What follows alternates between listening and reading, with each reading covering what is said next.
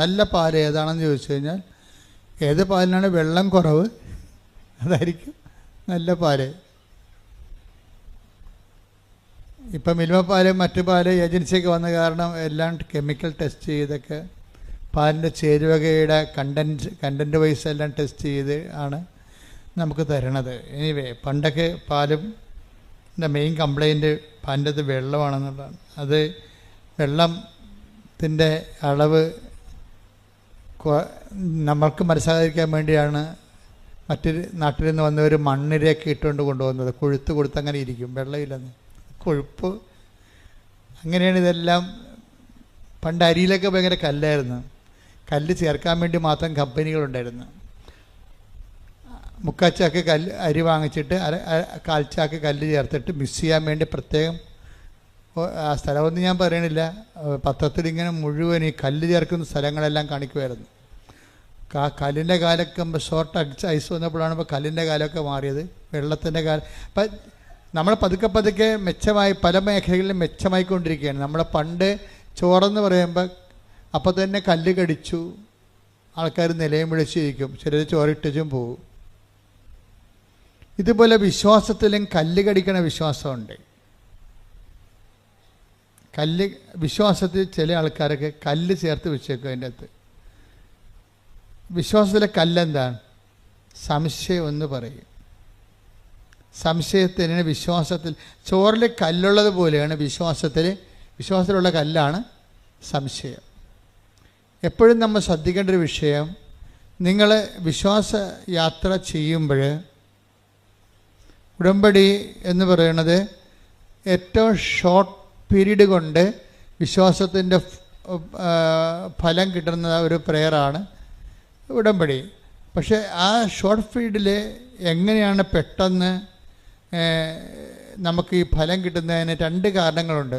ഒന്ന്, ദൈവം നിങ്ങളുടെ അവിശ്വാസം നോക്കാതെ ദൈവം ഇങ്ങോട്ട് കോൺട്രിബ്യൂട്ട് ചെയ്യും. അത് ആദ്യത്തെ കാലത്തേ ഉള്ളൂ കേട്ടോ. ഉടമ്പടിക്കാരറിയാം നിങ്ങളിപ്പോൾ അപ്പോൾ ഉടമ്പടിയിൽ ഇപ്പോൾ ആദ്യം ഉടമ്പടി എടുക്കുമ്പോൾ തന്നെ പെട്ടെന്ന് കുറച്ച് അനുഭവം കിട്ടി കഴിയുമ്പോൾ നിങ്ങൾ ഓർക്കരുത് മൊത്തം ഇനി ഇങ്ങനെ തന്നെ ആയിരിക്കുമെന്ന്. അങ്ങനെ തന്നെ ആയിരിക്കത്തില്ല. ആദ്യം 1-2 അനുഭവങ്ങൾ തരണം. ദൈവം ഇൻസെൻറ്റീവ് ചെയ്യണതാണത്. നിങ്ങൾക്ക് ദൈവം നിങ്ങളുടെ ഒരു പരാധീനതയും ഇപ്പോഴത്തെ മാനസികാവസ്ഥയും ശാരീരികാവസ്ഥയും കുടുംബത്തിൻ്റെ പശ്ചാത്തലം എല്ലാം കണ്ടിട്ട് നിങ്ങൾക്ക് പെട്ടെന്ന് ഒരു ഇൻസെൻറ്റീവ് തരണതാണ്. ഇപ്പം അമ്മമാർ കുഞ്ഞുങ്ങൾക്ക് മുല കൊടുക്കത്തില്ലേ? പക്ഷേ 5 വയസ്സാകുമ്പോൾ പറയും നീ പോയി എടുത്ത് കുടിക്കണമെന്ന് പറയും. പാല് അടുക്കള ഇരിപ്പുണ്ടെന്ന് പറയും. ആ വിഷയമാരില്ലേ? ടോൺ മാറി. ഒരേ കൊച്ചു കുടിക്കുന്ന സംഭവത്തിന് വ്യത്യാസമൊന്നും ഉണ്ടാകത്തില്ലെങ്കിലും ടോൺ മാറി അമ്മയുടെ. എന്താ കാര്യം? നമ്മൾ തന്നെ ചെയ്യേണ്ടത് നമ്മൾ ചെയ്യാതെ ഈസി ആയിട്ട് കൊച്ച് വരുന്നതുകൊണ്ടാണ് അങ്ങനെ ചെയ്യണത്. പണ്ടൊക്കെ ചില അമ്മമാർ ഒരു മുഞ്ചെന്ന് സാധനം ഉണ്ടായിരുന്നു, അത് അരച്ച് മുലക്കെണ്ണയിൽ പുരട്ടും. എന്താ കാര്യം? ചെന്നി നായകം അങ്ങനെയൊക്കെ പുരട്ടുമായിരുന്നു. ഇപ്പം പിന്നെ പെട്ട കാര്യം നിങ്ങൾ കൊടുക്കണില്ലല്ലോ നിങ്ങൾ. അപ്പോൾ എന്താ പ്രശ്നം വെച്ച് കഴിഞ്ഞാൽ അപ്പം കഴിച്ചിട്ട് കൊച്ചു കുടിക്കത്തില്ല. 4 വയസ്സുകാരൊക്കെ പണ്ട് ചില പറയല്ലേ, ചില അമ്മമാർ പറയും ഇപ്പം 4 വയസ്സ് വരെ എൻ്റെ മുല കുടിച്ചാണെന്ന് പറയും. ഇതൊന്നും വിശ്വാസത്തിൽ നടക്കത്തില്ല. വിശ്വാസത്തിൽ ഒരു ടൈം കഴിയുമ്പോൾ ആദ്യത്തെ ഇൻസെൻറ്റീവ് തരും, ബാക്കി പിന്നെ നമ്മളെല്ലാം സ്വന്തമായിട്ട് ഏൺ ചെയ്യണം. അതിനാണ് ഉടമ്പടിയുടെ ബാക്കിയുള്ള സംഭവങ്ങളെല്ലാം ഉള്ളത്. അങ്ങനെയാണ്. ആദ്യം നിങ്ങൾ ഓർക്കരുത് ആദ്യം കിട്ടണത് തന്നെ ഉടമ്പടിയുടെ അനുഭവമാണെന്ന് നിങ്ങൾ വിചാരിക്കരുത്. എല്ലാം അങ്ങനെയല്ല. ആദ്യം നിങ്ങളുടെ പരുവക്കേട് കണ്ടിട്ടും പരാധീനത കണ്ടിട്ടും ദൈവം കോൺട്രിബ്യൂട്ട് ചെയ്യണതാണ്. എന്ന് വെച്ചാൽ നിങ്ങളൊന്ന് പിടിച്ച് നിൽക്കുക, ഓക്സിജനൊക്കെ ഒന്ന് എടുത്തിട്ട് അല്പമൊക്കെ ബലം പ്രാപിച്ചു കഴിയുമ്പോൾ പിന്നീട് നിങ്ങൾ ഏൺ ചെയ്യണം, സമ്പാദിക്കണം. അതാണ് പറയുന്നത്. ആദ്യം എടുത്തപ്പോൾ തന്നെ ഭയങ്കര അനുഗ്രഹമായിരുന്നു, പിന്നൊരു അനക്കമില്ലാത്ത ദൈവത്തിനല്ല, നിങ്ങൾക്കാണ് അനക്കമില്ലാത്തത്. എന്താ കാര്യം? നിങ്ങൾ ഓർത്ത് ഇതുപോലെ ready to eat instant breakfast പോലെ ഇങ്ങനെ പണം കുലുക്കണ മരം പോലെ ഈ സംഭവം കുലുങ്ങി വീഴത്തില്ല. നിങ്ങളോട് എന്താ പറഞ്ഞിരിക്കണം? അവൻ പറയണത് പോലെ ചെയ്യുക. അതാണ് സംഭവം. അപ്പോൾ ആദ്യത്തെ ഒരു ടൈം കഴിയുമ്പോൾ പിന്നെ ഒരു ടഫ് ടൈമാണ്. അപ്പോഴാണ് നിങ്ങൾ ഉടമ്പടി പിന്നെ കിട്ടണതെല്ലാം നിങ്ങളുടെ അവൻ പറയണ പോലെ ചെയ്തതിൻ്റെ പേരിൽ ദൈവം നിങ്ങൾക്ക് നൽകുന്ന ന്യായമായ ആനുകൂല്യങ്ങളായിരിക്കും. ആദ്യത്തേതെല്ലാം ഔദാര്യമാണ്. ഇപ്പം ഗ്രാൻഡായിട്ട് തന്നെയാണത്. അത് തിരിച്ചടക്കേണ്ട കാര്യമില്ലാത്ത പോലെ നമുക്ക് കിട്ടത്തില്ല. അതുപോലെ ഗ്രാൻഡാണ്. പക്ഷേ ഒരു ഒരു ഒരു 1-2 അനുഭവങ്ങൾ കഴിഞ്ഞാൽ പിന്നെ ഈ സാധനം ചിലർക്ക് പെട്ടെന്ന് നിങ്ങൾ സ്വിച്ചിട്ട പോലെ നിൽക്കും. അപ്പം നിങ്ങൾ ഓർക്കും ഉടമ്പടി ഇത്രയേ ഉള്ളെന്ന്. അല്ല, നിങ്ങൾ ഇത്രയേ ഉള്ളൂ. അതാണ് പ്രശ്നം. ഉടമ്പടി ഇത്രയേ ഉണ്ടായിട്ടല്ല, നിങ്ങൾ ഇത്രയേ ഉള്ളൂ. എന്താ കാര്യം? ഇങ്ങനെ ഓസിന് കിട്ടുന്ന കാര്യം അങ്ങോട്ട് വെട്ടി വിഴുങ്ങിയിട്ട് കൈയും കെട്ടി പഴയതുപോലെ ഇരിക്കും. ഇത് വർക്കൗട്ട് ചെയ്യത്തില്ല. എന്താ കാര്യം? ഇനി നിങ്ങളുടെ ഊഴമാണ്. അവൻ പറയണ പോലെ ചെയ്യണ ഊഴമാണ്. അതാരാണ് ദൈവസ്നേഹത്തോടെ ചെയ്യണത്? ദൈവസ്നേഹത്തോടെ ചെയ്യണമെങ്കിൽ ആദ്യം വേണ്ടത് സംശയങ്ങൾ ഇല്ലാത്ത ഒരു വിശ്വാസം രൂപപ്പെടുത്തിയെടുക്കണം. പല ആൾക്കാർക്കും വിശ്വാസമുണ്ട്, പക്ഷേ പകുതി 50% സംശയവും 50% വിശ്വാസമാണ് ഉള്ളത്. അപ്പോൾ നിങ്ങളെപ്പോഴും വിശ്വാസം വർദ്ധിപ്പിക്കാൻ വേണ്ടി പ്രാർത്ഥിക്കും. അങ്ങനെ അത് പ്രാർത്ഥിക്കുന്നത് തെറ്റില്ല. പക്ഷേ നിങ്ങൾ വിശ്വാസത്തിൻ്റെ മാത്രം മെക്കാനിസം കാണിച്ചാൽ റിപ്പയർ ചെയ്താൽ ഈ സാധനം വർക്കൗട്ട് ചെയ്യത്തില്ല. നിങ്ങളെന്താ കാര്യം? അതിൽ നിങ്ങൾ ചെയ്യേണ്ടത് സംശയം ദൂരീകരിക്കാൻ വേണ്ടി പ്രാർത്ഥിക്കണം. ഈ സംശയം ദൂരീകരിക്കണമെങ്കിൽ എന്ത് ചെയ്യണം? സ്നേഹത്തിൻ്റെ ലെവൽ കൂടിയാൽ മാത്രമേ സംശയം ദൂരീകരിക്കത്തുള്ളൂ. ചില ഭാര്യമാർക്ക് കെട്ടിയകാലം വരെ സംശയമാണ്. എന്താ കാര്യം?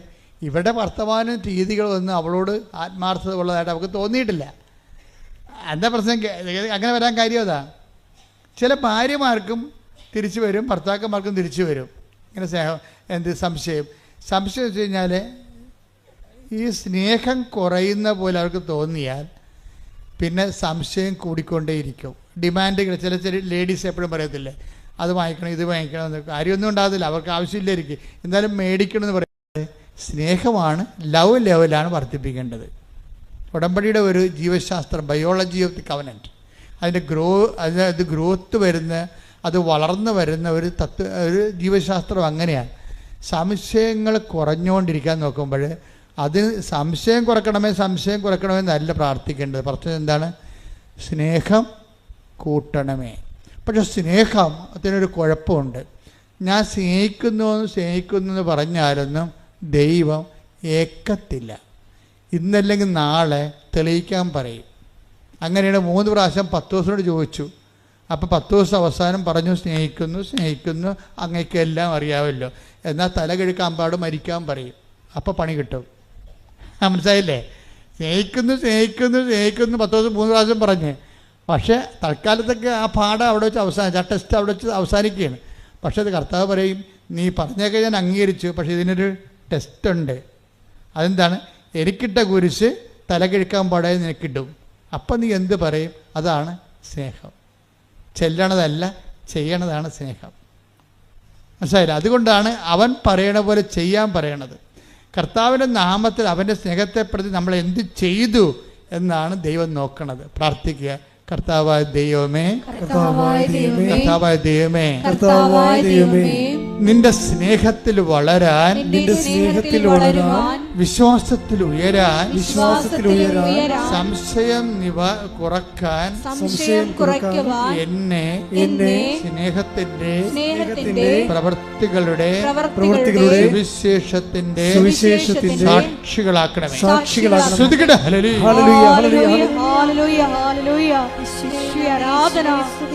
വിശ്വാസം പ്രവൃത്തി പദത്തിൽ കൊണ്ടുവരുവാൻ ഈ ആരാധനയിലൂടെ ഞങ്ങളെ അഭിഷേകം ചെയ്യണമേ. വിശുദ്ധ പരമദിവ്യകാരുണ്യത്തിന് നേരവും ആരാധനയും സ്തുതിയും പുകഴ്ചയും ഉണ്ടായിരിക്കട്ടെ. ഇപ്പൊ നിങ്ങൾക്ക് മനസ്സിലായില്ലേ? അതിന്റെ ഉടമ്പടി നമ്മൾ ഒരു ഡ്രൈവർ ആകുമ്പോൾ തന്നെ അതിന്റെ മെക്കാനിസ്റ്റും ആകണം. അത് മനസ്സിലായില്ലേ? നമ്മൾ ഉടമ്പടി ഡ്രൈവറായിട്ട് മാത്രം ഇരുന്ന് കഴിഞ്ഞാൽ ഈ സാധനം ഇടയ്ക്ക് വഴി വീണാൽ ആരും സഹായിക്കത്തില്ല. അപ്പോൾ മെക്കാനിസം കൂടി അറിഞ്ഞു കഴിഞ്ഞാൽ നമുക്ക് തന്നെ റിപ്പയർ ചെയ്തുകൊണ്ട് വണ്ടി ഓടിച്ചുകൊണ്ട് പോകാൻ പറ്റും. അപ്പോൾ എന്താ സംഭവം? ഉടമ്പടിക്ക് വീഴ്ച വരാൻ സാധ്യതയുള്ളത് ദൈവസ്നേഹം കൂട്ടാൻ നിങ്ങൾ ശ്രദ്ധിച്ചു കഴിഞ്ഞാൽ മതി. വേറെ ഒന്നും ചെയ്യേണ്ട. ദൈവസ്നേഹം കൂട്ടാൻ വേണ്ടി പ്രവർത്തനമല്ലാതെ അവിടെ കൊണ്ട് പ്രാർത്ഥന കൊണ്ടോ ചൊല്ലൽ കൊണ്ടോ ഒന്നും ചെയ്യാൻ പറ്റത്തില്ല. അപ്പം അതുകൊണ്ട് ചെയ്യണ കാര്യങ്ങൾ അളിഞ്ഞ മോന്തയമായിട്ട് ചെയ്യരുത്. എനിക്ക് തന്നെ ഈ അളിഞ്ഞ മോന്തക്കാരെ കാണുമ്പോൾ തന്നെ എനിക്ക് പറയും, എന്താ കാര്യം? ഞാൻ പറഞ്ഞു നിങ്ങൾ സ്മാർട്ടായിട്ട് നിൽക്ക്. മാതാവിൻ്റെ അടുത്തല്ലേ നിൽക്കണത്, അതായത് നിങ്ങൾ ചായക്കടയിലും ആശുപത്രിയിലും അല്ലല്ല നിൽക്കണത്. ആശുപത്രിയിലാണെങ്കിൽ ഈ മരുന്ന് കഴിച്ചാൽ ശരിയാകുമോ ഇല്ലേ, ഈ ഡോക്ടറാണ്, അതിന് വേറെ ഡോക്ടറുണ്ടാ. പല ഡോക്ടറിനെ കുറിച്ച് നമ്മളോട് പല ആൾക്കാർ പറഞ്ഞിരിക്കണ കാരണം നമ്മളൊരു ആശുപത്രിയിലും ഇത് തന്നെ ആയിരിക്കുമോ നമ്മുടെ യഥാർത്ഥ ഡോക്ടർ, ഇത് തന്നെ ആയിരിക്കും ആശുപത്രി, ഇങ്ങേര് തന്നെ കുറിച്ച് തന്നെ ആയിരിക്കും ആ കറക്റ്റ് മരുന്ന്, അങ്ങേര് കുറിച്ച് തന്നെ കറക്റ്റായാൽ പോലും നമുക്ക് അങ്ങനെ സംശയമായിരിക്കും. അതുകൊണ്ടാണ് ഈ അളിഞ്ഞ മോന്ത വന്നത്. ഉടമ്പടി എന്ന് പറയുന്ന ഒരു സ്മാർട്ട് പ്രോജക്റ്റാണ്. കർത്താവിൻ്റെ അടുത്ത് വരുമ്പോൾ ഞാൻ ഇവിടെ ഇന്നലെയൊക്കെ അവർ പറഞ്ഞു നിങ്ങൾ സന്തോഷമായിട്ട് പോകും. എന്താ കാര്യം? ഇത് ശരിക്കും മാതാവിൻ്റെ അടുത്ത് നിന്ന് പോകുന്നവർ അവർ കൃത്യമായിട്ടുള്ള ആൾക്കാരുടെ അമ്മ കൂടെ പോകും. കാര്യം നിങ്ങളുടെ ചില ആൾക്കാരുടെ കൂടെ വരാത്തതിൻ്റെ കാര്യം നിങ്ങൾ അളിഞ്ഞ മോന്തയായിട്ട് വരണേ, ചത്തവൻ്റെ വീട്ടിൽ മരിച്ചവരിക്കണവർ അടുത്ത ആൾ അങ്ങോട്ട് പോവുകയും ചെയ്യും. ഇതെല്ലാം മാതാവ് കാണുന്നുണ്ടല്ലോ. അതിൻ്റെ അടുത്ത് ഈ പന്നി വിശ്വസിക്കണില്ല എന്നുള്ളത് അമ്മയ്ക്ക് അറിയാം. പിന്നെ ഇതിൻ്റെ കൂടെ പോയിട്ട് എന്നാ കാണിക്കാനാണ്? അതാണ് നിൻ്റെ കൂടെ വന്നിട്ട് എന്നാ കാണിക്കാനാണ്. പക്ഷെ നിനക്ക് നല്ല ദൈവസ്നേഹമുണ്ട്, നല്ല പ്രത്യാശ ഉണ്ട്. കഴിഞ്ഞ ദിവസങ്ങളിലേ അമലു എന്നും പറഞ്ഞൊരു കുഞ്ഞു സാക്ഷ്യം പറഞ്ഞാൽ, അമലുവിൻ്റെ സാക്ഷ്യം എന്ന് പറഞ്ഞത്, അമലു ഉള്ളതുപോലെ മാതാവിനോട് പറയുന്ന ആളാണ്. അമല് പറഞ്ഞു 10 കൊല്ലമായിട്ട് മക്കളില്ലേ ആളിന്. അപ്പോൾ പല ചികിത്സ കഴിഞ്ഞിട്ട് ഇവ മക്കൾ എന്നുള്ള കാര്യം ആ ചാപ്റ്റർ അവർ ക്ലോസ് ചെയ്തിരിക്കുകയാണ്. ഇനിയിപ്പോൾ ഇങ്ങനെ ജീവിച്ചോളാമെന്നുള്ള ഒരു മനസ്സിനെ അങ്ങനെ പഠിപ്പിച്ച് അങ്ങനെ കുഴപ്പമില്ലാതെ പോവുകയാണ്. അപ്പോഴാണ് ആൾക്കാർ പറയണത് കൃപാസനം മാതാവ് 25 വർഷമായിട്ട് മക്കളില്ലാത്തവർക്ക് മക്കളെ കൊടുക്കുന്നുണ്ടെന്ന് പറഞ്ഞു. അപ്പോൾ അവർക്ക് പുതിയൊരു അധ്യായം ആണ് ശരിക്കും തുറന്നത് ജീവിതത്തിൽ. അതാണ് സംഭവം. പിന്നെ അത് നിങ്ങൾ അങ്ങോട്ടും ഇങ്ങോട്ടും പറയണില്ലേ, അതാണ് സുവിശേഷം എന്ന് പറയണത്. നിങ്ങൾ പറയാതിരിക്കരുത്. നിങ്ങൾക്ക് പറയാൻ കഴിവുണ്ടെന്നും നിങ്ങൾക്ക് പറയാൻ കഴിയുമെന്നും ഒക്കെ അമ്മയ്ക്കറിയാം. ഇവിടുത്തെ നിങ്ങൾ പണിമേടിക്കാൻ പോണ എപ്പോഴാണെന്നറിയാമോ? നിങ്ങൾക്ക് ഇത് ക്ഷേമത്വമാണ്. നിങ്ങൾ ബന്ധുക്കളെ പറഞ്ഞിട്ട് അവിടെ ഞെളിഞ്ഞിട്ടുണ്ട്. അത് നിങ്ങളുടെ പഴയ ഹിസ്റ്ററിയും ദൈവത്തിന് അറിയാം. നിങ്ങൾ പണിമേടിക്കണ വഴികൾ ഞാൻ പറയുകയാണേ. എന്ന് വെച്ചാൽ നിങ്ങൾക്കുണ്ടാകുന്ന ചില ഗുണങ്ങൾ, നിങ്ങൾ വീട് വെച്ച കാര്യം, അല്ലെങ്കിൽ നിങ്ങൾക്ക് ചിട്ടി വീണ കാര്യം ഒക്കെ നിങ്ങൾക്ക് നന്മയുണ്ടാകുന്ന കാര്യങ്ങളൊക്കെ നിങ്ങൾ മറ്റുള്ളവരോട് പറയണ സ്വഭാവമാണ് നിങ്ങൾക്കുള്ളത്. അത് എപ്പോഴായാലും നിങ്ങൾ പറയും. പള്ളിയിൽ നിന്ന് വരുമ്പോഴായാലും പോകുമ്പോഴായാലും ഫോൺ എടുക്കുമ്പോഴും പറയും. പക്ഷേ ദൈവം നിങ്ങളുടെ ഇടയിൽ പ്രവർത്തിച്ച കാര്യം നിങ്ങൾ പറയത്തില്ല. അത് നിങ്ങൾ ആത്മശോധന ചെയ്യേണ്ട ഉടമ്പടി പാപമാണ് ശരിക്കും. ഇപ്പോൾ ഈ ഉടമ്പടി കുമ്പസാരം എന്ന് പറയുമ്പോൾ ഞാൻ അച്ഛന്മാരുടെയൊക്കെ ആദ്യമൊന്നും സംസാരിക്കത്തില്ല. കാര്യത്തിൽ എനിക്ക് എന്താ വെച്ചാൽ എനിക്ക് ഉടമ്പടി കുമ്പസാരത്തെക്കുറിച്ച് എനിക്കൊരു ഐഡിയ ഉണ്ട്. എന്താ ഉടമ്പടി കുമ്പസാരം എന്ന് പറയണത്? അത് കരിസ്മാറ്റിക് കുമ്പസാരമോ ഇടവക വാർഷിക ധ്യാനം കുടുംബ കുമ്പസാരമോ അല്ല. ഉടമ്പടി എടുത്തതിന് ശേഷം ഒരു വ്യക്തി ഉടമ്പടിയിൽ ദൈവവുമായിട്ട് ജീവിച്ച് കഴിയുമ്പോൾ ആ വ്യക്തി കൈവരിക്കേണ്ട ചില ആധ്യാത്മിക ഔന്നത്യങ്ങളുണ്ട്. അവിടം വരെ എത്തിയില്ലെങ്കിൽ ഉപേക്ഷ എന്ന പാപമാണത്. മനസ്സിലായില്ലേ? അവിടം വരെ. അപ്പോൾ ഒരു ഉടമ്പടി എടുത്തു കഴിയുമ്പോൾ ഒരു വ്യക്തി കൈവരിക്കേണ്ട ആധ്യാത്മികമായ ഔന്നത്യമുണ്ട്. ആ വ്യക്തി അതനുസരിച്ച് വളർന്നില്ല എന്നുണ്ടെങ്കിൽ അതൊരു ഉടമ്പടി പാപമായിട്ട് വരും, ഉപേക്ഷ എന്ന പാപമായിട്ട് വരും. എന്താ കാര്യം? നിങ്ങളുടെ പഴയ ഫയൽ നോക്കിക്കഴിഞ്ഞാൽ നിങ്ങളുടെ എല്ലാ നല്ല കാര്യങ്ങളും, മക്കളുടെ കാര്യങ്ങളും മരുമക്കളുടെ കാര്യങ്ങൾ പോലും നിങ്ങൾ നാട്ടുകാരെ കെട്ടിയിരുന്നൊളിക്കുന്ന ആളാണ്, പറയണ ആളാണ്. സ്വന്തം കേമത്വത്തിന് വേണ്ടിയായിരിക്കും അത് പറയണത്. പക്ഷെ ദൈവം നിങ്ങൾക്ക് തന്ന കാര്യങ്ങളെ പലതും നിങ്ങൾ പറയണില്ല. അഥവാ ഇനി ദൈവം തന്ന കാര്യം പോലും പറയണത് നിങ്ങളുടെ അക്കൗണ്ടിലായിരിക്കും. ഇവിടെ വന്നിട്ട് സാക്ഷിയൊക്കെ പറയും, ഞങ്ങൾക്ക് വീടില്ലായിരുന്നു, സ്ഥലമില്ലായിരുന്നു, വഴിയില്ലായിരുന്നു, അമ്മയടുത്ത് വന്നപ്പോൾ അമ്മ വീട് തന്നു, സ്ഥലം തന്നെന്നൊക്കെ പറയും. ഇവിടെ വന്ന് പറയും. പക്ഷേ നാട്ടിൽ ചെന്നിട്ട് എന്ത് പറയും? യൂട്യൂബിൽ ഈ സാധനം വന്ന കാര്യം നാട്ടുകാരറിഞ്ഞ കാര്യം നിങ്ങൾക്കറിയത്തില്ല. നിങ്ങളെ പഴയ സ്വഭാവം അനുസരിച്ച് നാട്ടുകാരോട് പറയും, ഭയങ്കര കഷ്ടപ്പെട്ടാണെങ്കിൽ ഞാൻ മുണ്ട് മുറുക്കി കൊടുത്താണെങ്കിൽ ഒരു വീട് വാങ്ങിച്ച്. അപ്പോൾ മുണ്ട് മുറുക്കി കൊടുത്തത് മാതാവ് ഞൊട്ടി. അല്ല സംഭവം ഇതാണ്. ഒരു സാധനത്തിൻ്റെ വേർഷമ്പടം കണ്ടില്ലേ? അതാണ് ഞാൻ പറയും, ഓർഡർ തമ്മാവ ആളറിയാം. അത് ഞാനല്ല പറയണം, പുള്ളിക്കാരത്തി പറഞ്ഞോളൂ. ആളെ കാണുമ്പോൾ തന്നെ പറയും, ചുമ്മാ ഉടായിപ്പാണ്, അനുഗ്രഹം അടിച്ചു മാറ്റാൻ വന്നിരിക്കുകയാണ്, കിട്ടിക്കഴിഞ്ഞാൽ അത് അവളുടെ അക്കൗണ്ടിൽ മാത്രമേ അവൾ കെട്ടി എഴുന്നള്ളിക്കത്തുള്ളൂ എന്നറിയാം. ഇങ്ങനെയുള്ള അഭ്യാസം ഉടമ്പടി നടക്കത്തില്ല. അതുകൊണ്ട് സത്യസന്ധരായിരിക്കാൻ നോക്കുക. പ്രാർത്ഥിക്കുക. കർത്താവായ ദൈവമേ, കർത്താവായ ദൈവമേ, സത്യസന്ധമായി നീ തന്ന നന്മകളെ എടുത്തുയർത്തി പൊതുജനങ്ങൾക്ക് കൈമാറിക്കൊണ്ട് സുവിശേഷമാകുവാനും സുവിശേഷമേകുവാനും എന്നെ അങ്ങയുടെ രക്ഷയുടെ സാക്ഷിയാക്കണമേ. രക്ഷയുടെ സാക്ഷിയാക്കണമേ. മറ്റുള്ളവരുടെ മുമ്പിൽ നീ തന്ന നന്മകൾ പ്രകീർത്തിക്കുവാൻ, ധൈര്യത്തോടെ പ്രഘോഷിക്കുവാൻ ആരാധനയിലൂടെ ഞങ്ങളെ അഭിഷേകം. ഒരു ടൈം ബൗണ്ട് ആയിട്ടുള്ള പ്രെയറാണ്. 90 ദിവസമാണ് ഫസ്റ്റ് യൂണിറ്റ് എന്ന് പറയണത്. First unit. അപ്പോൾ 90 ദിവസത്തിനുള്ളിൽ നിങ്ങൾക്ക് എന്ത് സംഭവിക്കുന്നു എന്നുള്ളതല്ല വിഷയം. കൈൻഡായിട്ട് എന്ത് സംഭവിക്കുന്നു എന്നുള്ളതല്ല, ദൈവവും നിങ്ങളും തമ്മിലുള്ള ബന്ധത്തിൽ എന്ത് സംഭവിക്കുന്നു. ഇപ്പം ഞാൻ അവളുടെ മഞ്ജുഷയുടെ അമലുവിൻ്റെ കാര്യം പറഞ്ഞില്ലേ. അമലു പെട്ടെന്നാണ് മാതാവുമായിട്ട് നല്ല സീരിയസ് റിലേഷനിൽ വന്നത്. എന്നിട്ട് മാതാവിനോട് പറഞ്ഞ എന്താ, കഴിഞ്ഞ ഡിസംബറിൽ അമലു വന്നിട്ട് പറഞ്ഞ്, അമ്മേ ഇത് ഡിസംബർ മാസമാണ്, it is a holy month, വളരെ വിശുദ്ധമായൊരു മാസമാണ്, അമ്മയ്ക്ക് ഈശോനെ കിട്ടിയ മാസമാണ്, എനിക്കും ഒരു കുഞ്ഞിനെ തരണം. കണ്ട എന്ത് സിമ്പിളാണ് ആ പ്രെയർ. അവൾ ആ മാസം ഗർഭിണിയായി. അപ്പോൾ ദൈവത്തോട് ഇൻട്രാക്ട് ചെയ്യണം. ഞാൻ എപ്പോഴും പ്രാധാന്യം കൊടുക്കുന്നത് common faith of the common പീപ്പിളാണ്. നമുക്ക് സംഭവിച്ചത് വിശ്വാസത്തിന് ഒരു സാങ്കേതിക ജഡിലതയിൽ അപ്രാപ്യമായിട്ട് സാങ്കേതിക ജ്ഞാനമായിട്ട് പ്രതിഷ്ഠിക്കപ്പെട്ടത് കാരണം ഈ വിശ്വാസത്തിൻ്റെ നല്ല ഫലങ്ങൾ താഴേക്ക് വരത്തില്ല. താഴേക്ക് വരുത്താൻ വേണ്ടി വല്ല രാഷ്ട്രീയ കഥകളോ നാട്ടുകഥകളോ, അവിടെ കല്ലില്ല ഇവിടെ കല്ലില്ല എന്നൊക്കെ പറഞ്ഞ് പുൾപ്പിറ്റ് ആപ്പാടെ കുളമാക്കി കളയും.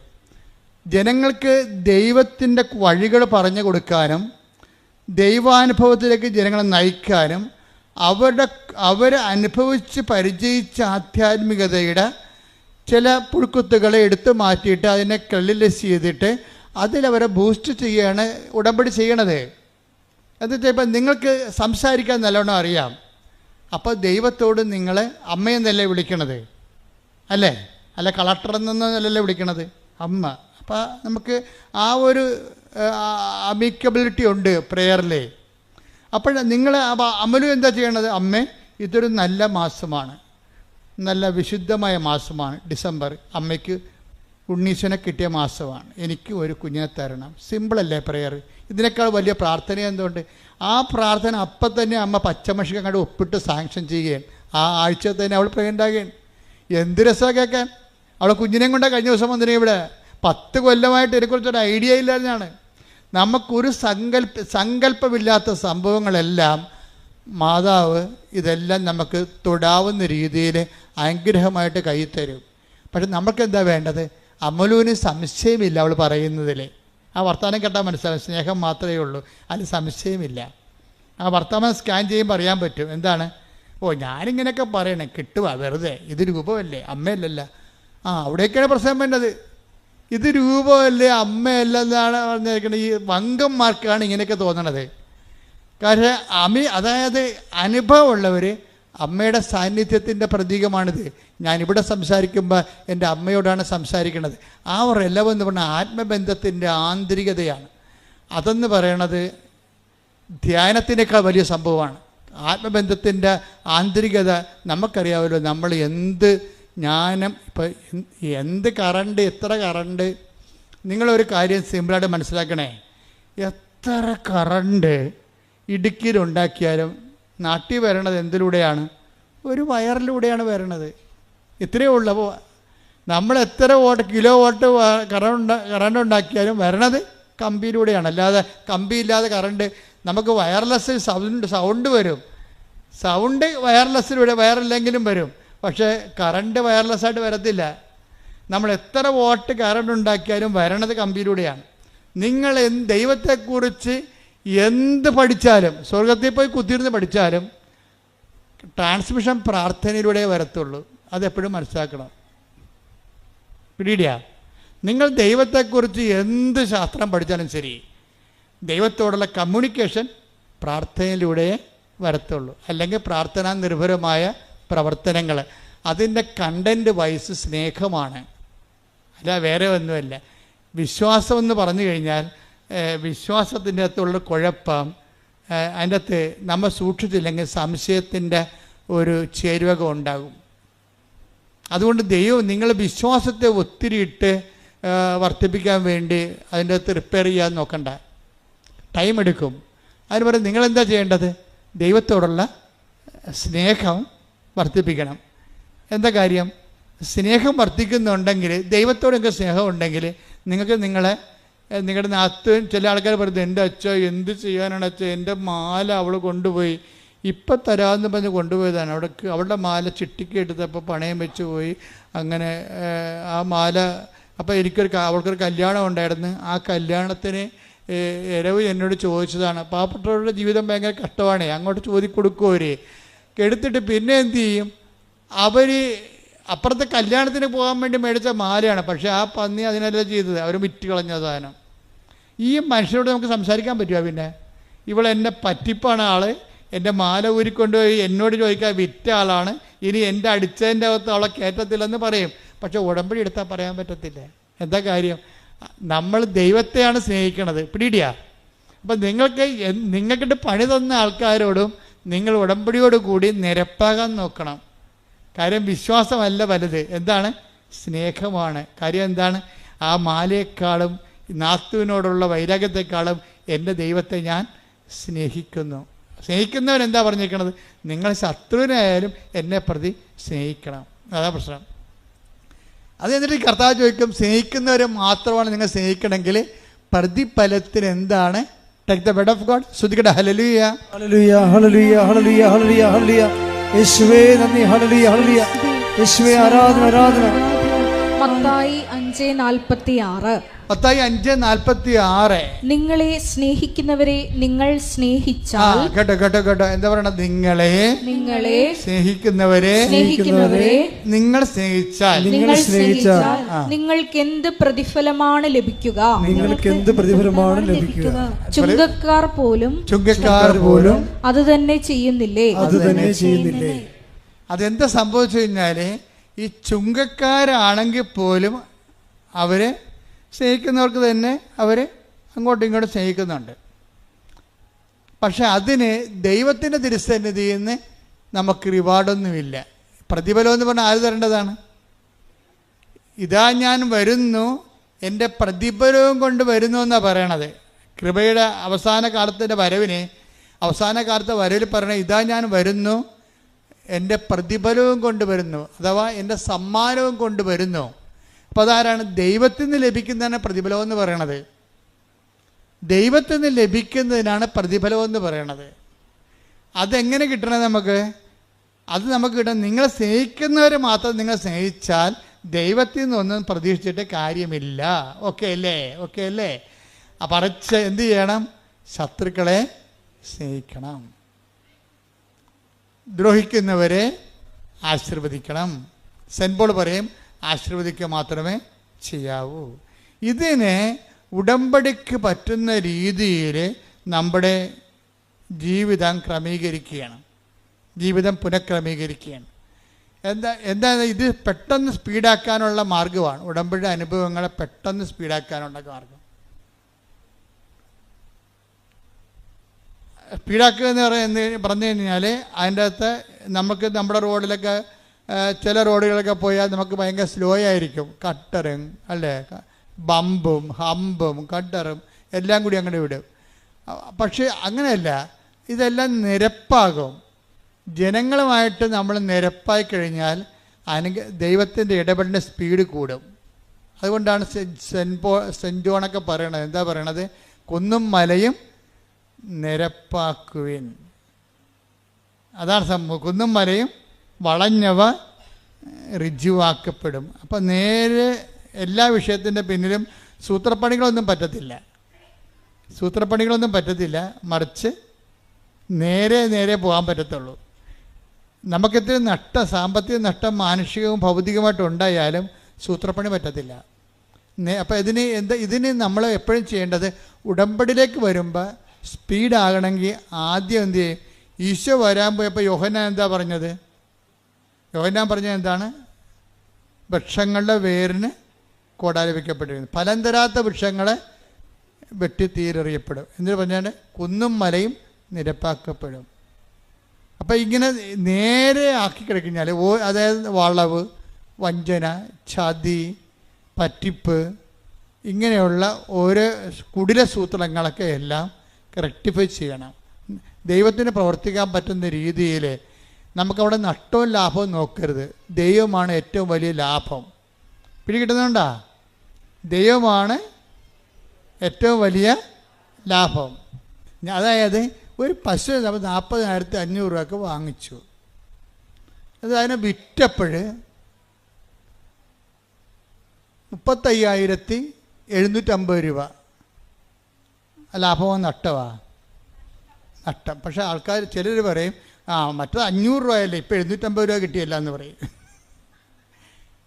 ആൾക്കാരെ അളക്കണത് ഇങ്ങനെയാണ്. വെച്ച് കഴിഞ്ഞാൽ ഈ ദൈവത്തെപ്പോലും അളക്കണത് ഇങ്ങനെയാണ്. അതായത് നിങ്ങൾ ഈ ക്യാഷ് ആൻഡ് കൈൻഡ് വെച്ചുകൊണ്ടാണ് ദൈവത്തെ അളക്കണത്. എന്നിട്ട് നിങ്ങൾ വിചാരിക്കണത് ദൈവമാണ് ഏറ്റവും വലിയ ലാഭം. അപ്പം അതുകൊണ്ട് തന്നെ നമ്മൾ ജീവിതത്തെ കണക്കാക്കേണ്ടത്, നമുക്ക് ജീവിതത്തിലുണ്ടാകുന്ന ചെറിയ രൂപയുടെ ലാഭവും എടുത്തിട്ട് നഷ്ടമെടുത്തിട്ട് അത് വലിയ നഷ്ടമാണ് നിങ്ങൾ കൊട്ടിഘോഷിച്ച് മോന്തം കയറ്റിയിരിക്കരുത്. മറിച്ച് എന്താണ്? ദൈവത്തെ കിട്ടാൻ വേണ്ടി കുറേ കോംപ്രമൈസ് ചെയ്യേണ്ടി വരും ജീവിതത്തിൽ. ചിലപ്പോൾ ക്ഷമയായിരിക്കും, ചിലപ്പോൾ നന്മയായിരിക്കും. അപ്പം ഇങ്ങനെ ഓരോ പരിശുദ്ധാത്മാവിൻ്റെ ദാനങ്ങൾക്ക് അനപേക്ഷണീയമായിട്ട് ജീവിതം ഒന്ന് പുനഃക്രമീകരിക്കുന്നതാണ്. അത് അങ്ങേര് പശ്ചാത്താപത്തിൻ്റെ ജ്ഞാനസ്ഥാനമാണ് നൽകിയത് യോഹന്നാൻ മാന്താന. അപ്പോൾ ഈശോ വന്നപ്പോൾ പരിശുദ്ധാത്മാവിൻ്റെ ജ്ഞാനസ്ഥാനം നൽകി. പക്ഷേ ആ പരിശുദ്ധാത്മാവിന് ജ്ഞാനസ്ഥാനം നൽകിയപ്പോഴേ കർത്താവ് കുന്നും മലയും നിരപ്പാക്കണ കാര്യമൊന്നും പറഞ്ഞിട്ടില്ല. പറഞ്ഞ എന്താണ്? പരിശുദ്ധാത്മാവിൻ്റെ ഫലങ്ങൾ എല്ലാവർക്കും അറിയാം. അതെന്താണ്? സ്നേഹം, ക്ഷമ, ദയ, നന്മ. Take the word of God. ശ്രുതികട hallelujah, hallelujah, hallelujah, hallelujah, hallelujah. യേശുവേ നന്ദി. ഹല്ലേലൂയ. 5:22-23. ഗലാത്യർ 5:22-23. എന്നാൽ ആത്മാവിന്റെ ഫലങ്ങൾ സ്നേഹം, ആനന്ദം, സമാധാനം, ക്ഷമ, ദയ, നന്മ, വിശ്വസ്തത, സൗമ്യത, ആത്മസംയമനം ഇവയാണ്. ഇതെന്ത് വരുന്ന വെച്ചാൽ ഇതിനകത്ത് ഇപ്പോൾ പ്രത്യാശ നമ്മൾ നിരാശരാക്കുന്നില്ല. റോമ 5:5 വായിച്ചേ. ഈ റോമ 5:5 ഗലാത്യർ 5:22 നമ്മൾ കണക്ഷൻ ഉണ്ടെന്നാണ് ഇപ്പോൾ പരിശുദ്ധാത്മാവ് നൽകുന്ന സൂചന. ഗലാത്യർ 5 റോമ 5:5 റോമ 5:5. പ്രത്യാശ നമ്മെ നിരാശരാക്കുന്നില്ല. ഒന്ന് പറഞ്ഞ പ്രത്യാശ നമ്മളെ നിരാശരാക്കുന്നില്ല. കാരണം നമുക്ക് നൽകപ്പെട്ടിരിക്കുന്ന പരിശുദ്ധാത്മാവിലൂടെ ദൈവത്തിന്റെ സ്നേഹം നമ്മുടെ ഹൃദയങ്ങളിലേക്ക് ചൊരിയപ്പെട്ടിരിക്കുന്നു. അപ്പോൾ പ്രത്യാശ ഉണ്ടെങ്കിൽ അതിൻ്റെ അർത്ഥം എന്താണ്? സ്നേഹം ചൊരിഞ്ഞു എന്നതിൻ്റെ അർത്ഥം ക്ലിയർ അല്ലേ? നമുക്ക് പ്രത്യാശ ഉണ്ടെങ്കിൽ സ്നേഹം നമ്മളിലേക്ക് ചുരിഞ്ഞു എന്ന അർത്ഥം. നമുക്ക് ദൈവസ്നേഹം വന്നു എന്ന് എങ്ങനെ അറിയാൻ പറ്റും? അച്ഛനും പറയും, എല്ലാവരും പറയും ദൈവസ്നേഹം.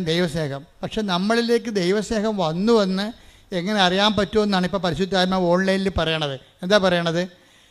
അതായത് ഒന്ന് റോമർ 5:5 വായിച്ച്. പ്രത്യാശ നമ്മെ നിരാശരാക്കുന്നില്ല. പ്രത്യാശ നമ്മളെ നിരാശരാക്കുന്നില്ല. കാരണം നമുക്ക് നൽകപ്പെട്ടിരിക്കുന്ന പരിശുദ്ധാത്മാവിലൂടെ ദൈവത്തിന്റെ സ്നേഹം നമ്മുടെ ഹൃദയങ്ങളിലേക്ക് ചൊരിയപ്പെട്ടിരിക്കുന്നു. അപ്പൊ നമ്മൾക്ക് ഒരു വിഷയത്തിൽ പ്രത്യാശ ഉണ്ടെന്ന് വെച്ചാൽ അതിന്റെ അർത്ഥം എന്താണ്? പരിശുദ്ധാത്മാവും നമ്മൾ നിറഞ്ഞു എന്നതിൻ്റെ അർത്ഥം. അറിഞ്ഞിരിക്കുന്നു. പരിശുദ്ധാത്മാവിൻ്റെ ഫലം എന്താണ്? അത് സമാധാനമാണ്. ഈ പ്രത്യാശ എന്ന് പറയുന്നത് തന്നെയാണ് സമാധാനം. നമ്മൾ പരിശുദ്ധാത്മാവിൻ്റെ ഫലങ്ങൾ കണ്ടില്ലേ? പരിശുദ്ധാത്മ വന്നപ്പോൾ ഉടനെ ഫലം വന്ന്. എന്താണത്? ഗലാത്യർ 5:22 വായിച്ചേ.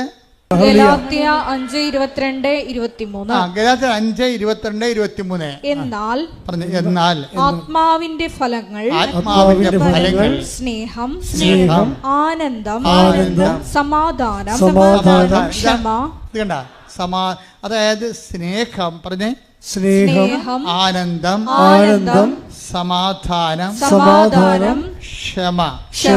ഈ സമാധാനവും ക്ഷമയും എന്തിനുള്ളതാണ്?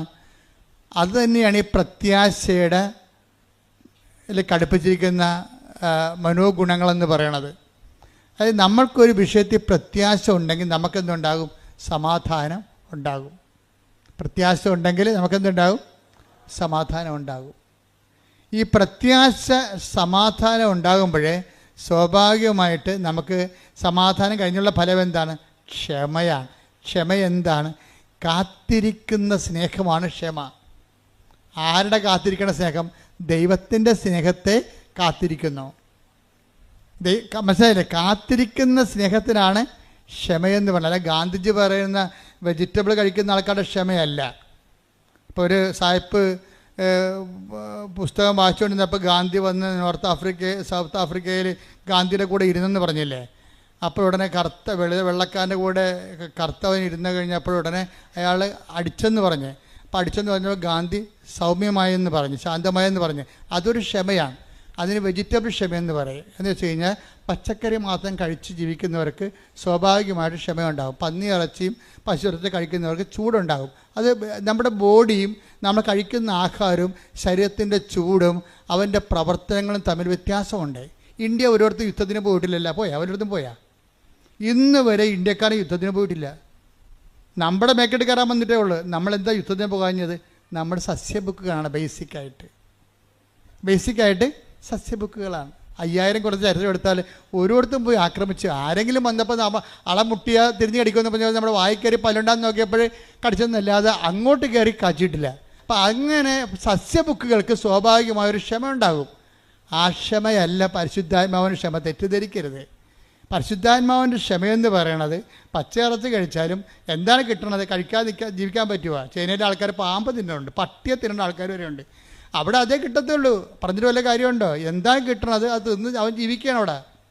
അപ്പോൾ അതേസമയം തന്നെ ഈ ഭക്ഷണ കാര്യങ്ങൾ വരുന്ന ക്ഷമയെക്കുറിച്ചുള്ള പരിശുദ്ധാത്മാവ് പറയണത് ദൈവസ്നേഹം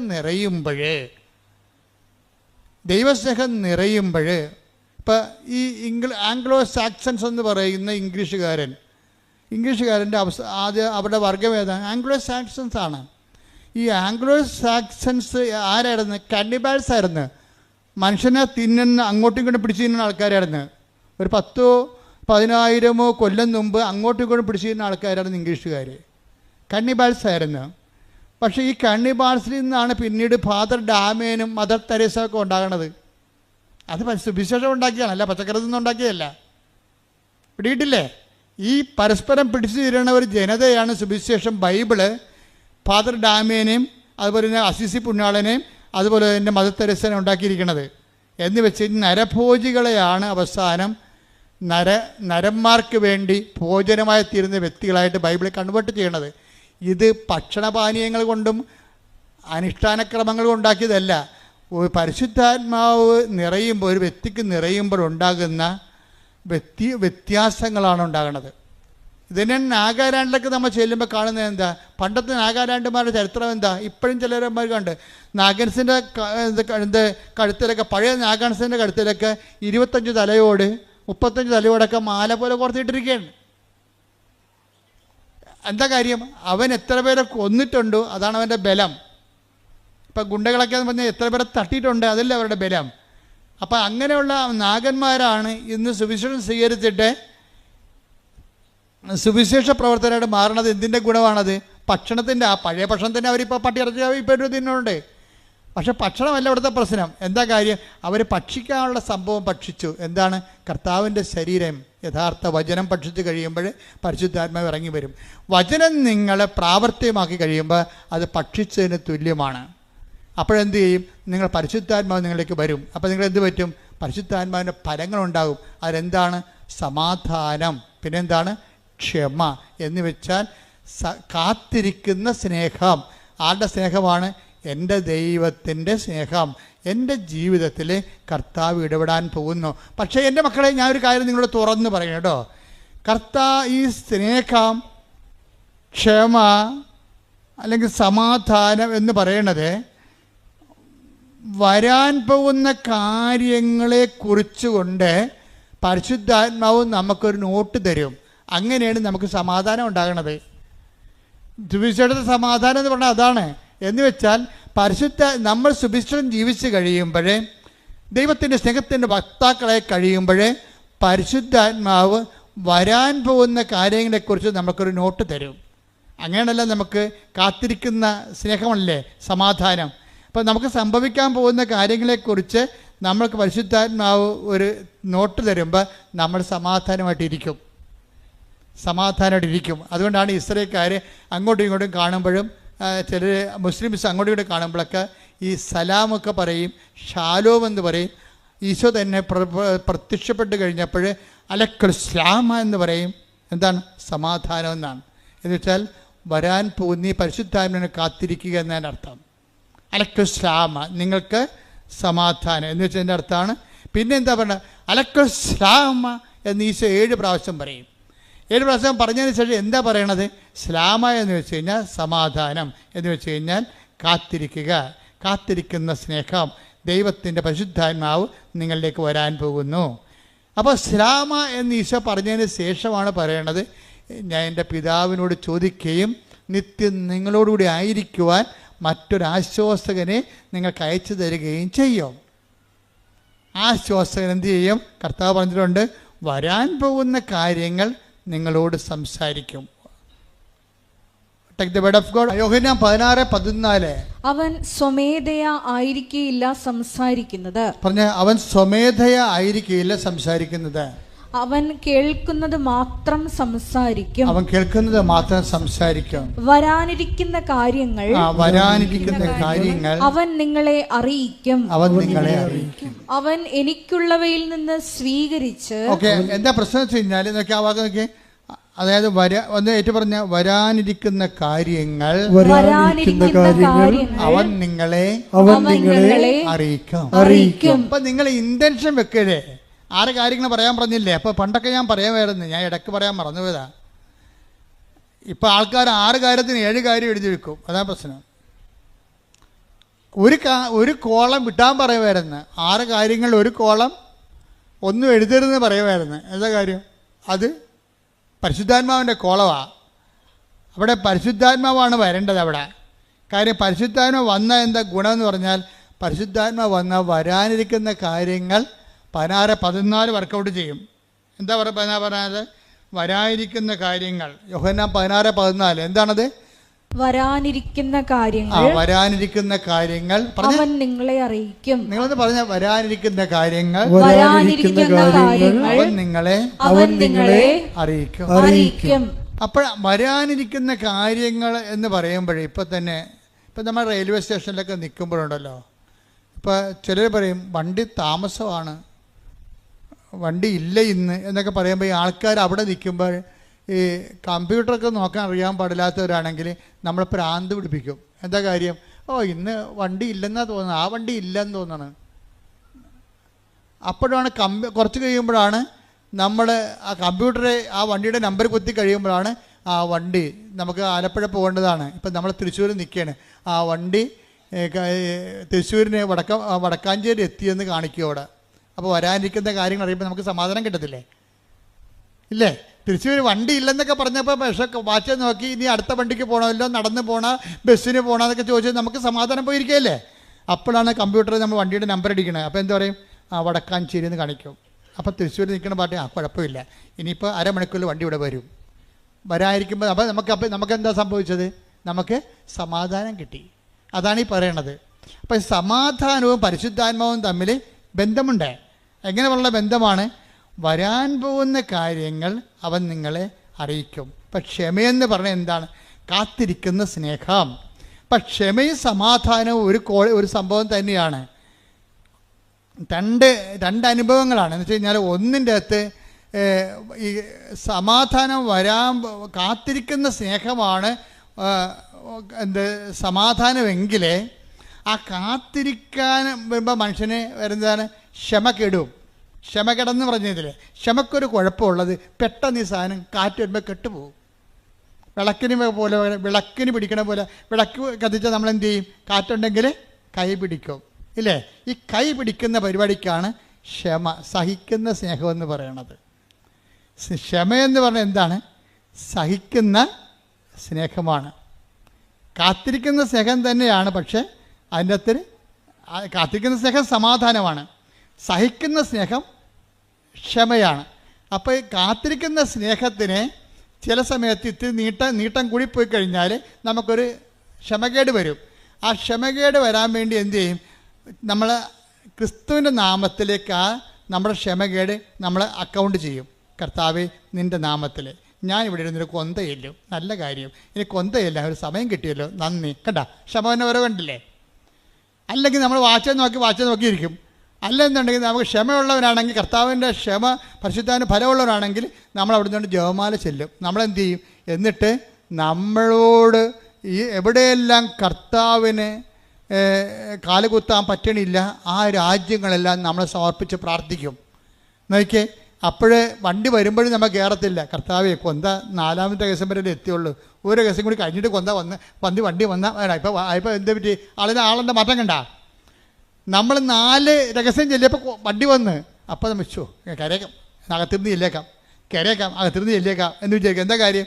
അപ്പോൾ വണ്ടി വന്നത് നമ്മളെ നേരത്തെ വന്ന പോലെ നമുക്ക് തോന്നി. ഇപ്പോൾ അതിനാണ് ക്ഷമ എന്ന് പറയുന്നത്. പരിശുദ്ധാത്മാവിൻ്റെ ഫലമാണ്. ഞാൻ മുമ്പ് പറഞ്ഞതാണ് സത്യം. ദൈവം എന്ത് സമ്പൂർണ്ണ A+B² എന്ന് പറഞ്ഞാലും ശരി, എന്ത് സങ്കീർണമാക്കി ദൈവത്തെ നിങ്ങൾ മാറ്റിയാലും ശരി, ദൈവത്തിനെ സങ്കീർണമാക്കി മാറ്റിയതാണ് അക്കാഡമികളുടെ ഏറ്റവും വലിയ ദുരന്തം എന്ന് പറയുന്നത്. ദൈവത്തിന് നമ്മൾ എന്ത് സങ്കീർണമാക്കി മാറ്റിയാലും ഓർക്കുക, കറണ്ട് എത്ര ഉൽപ്പാദിപ്പിച്ചാലും വരേണ്ടത് വയറിലൂടെയാണ്. വരേണ്ടത് ദൈവം എത്ര പവർഫുള്ളാണെന്ന് പറഞ്ഞാലും, ഓംനിപൊട്ടൻ്റാണ്, ഓംനിഷ്യൻ്റാണെന്നൊക്കെ പറഞ്ഞാലും, ഇനി അത് എക്സ്പ്ലെയിൻ ചെയ്ത് നിന്നാൽ പോലും ഇത് നമ്മളുമായിട്ട് കമ്മ്യൂണിക്കേറ്റ് ചെയ്യേണ്ടത് വയറിലൂടെയാണ്, പ്രാർത്ഥനയിലൂടെയാണ്, ദൈവസ്നേഹത്തിൻ്റെ പ്രവർത്തനങ്ങളിലൂടെയാണ്. കോമൺ പീപ്പിൾ കൈകാര്യം ചെയ്യണത് ആ മേഖലയാണ് കൈകാര്യം ചെയ്യണത്. എന്നുവെച്ചാൽ ദൈവത്തെ ടാപ്പ് ചെയ്യുന്നതിന്, ദൈവത്തിൻ്റെ ശക്തി നമ്മളിലേക്ക് അപ്ലോഡ് ചെയ്യുന്നതിന് സിമ്പിളായിട്ടുള്ള മെത്തേഡുകൾ ഉപയോഗിക്കുന്നു കോമൺ പീപ്പിൾ.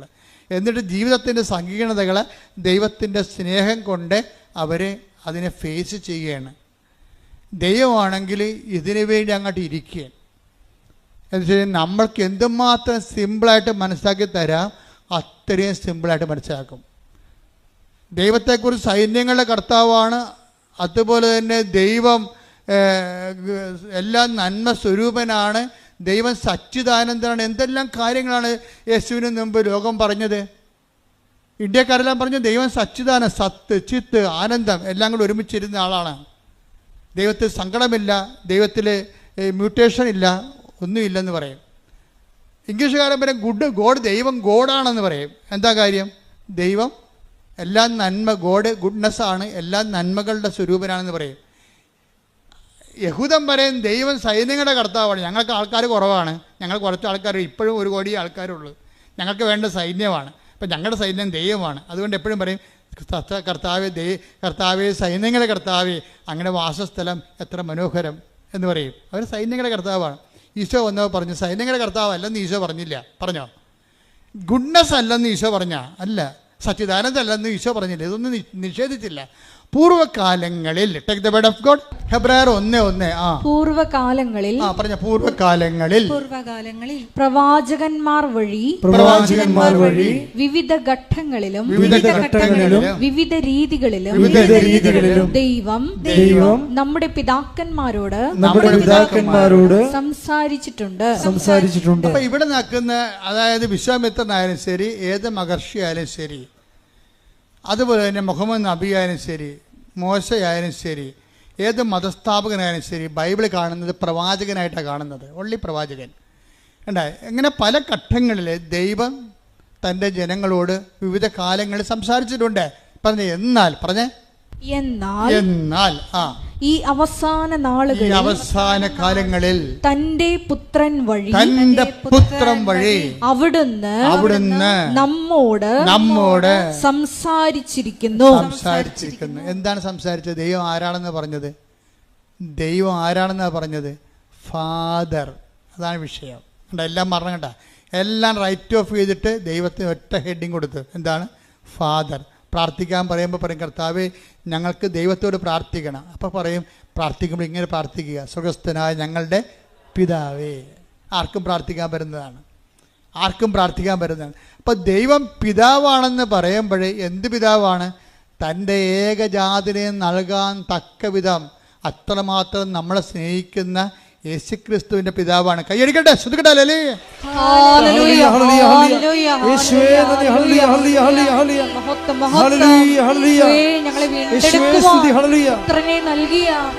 പിതാവും മക്കളും തമ്മിലുള്ള ഒരു സ്നേഹമായിട്ടാണ് ഈശോ മതത്തെ മാറ്റിയത്.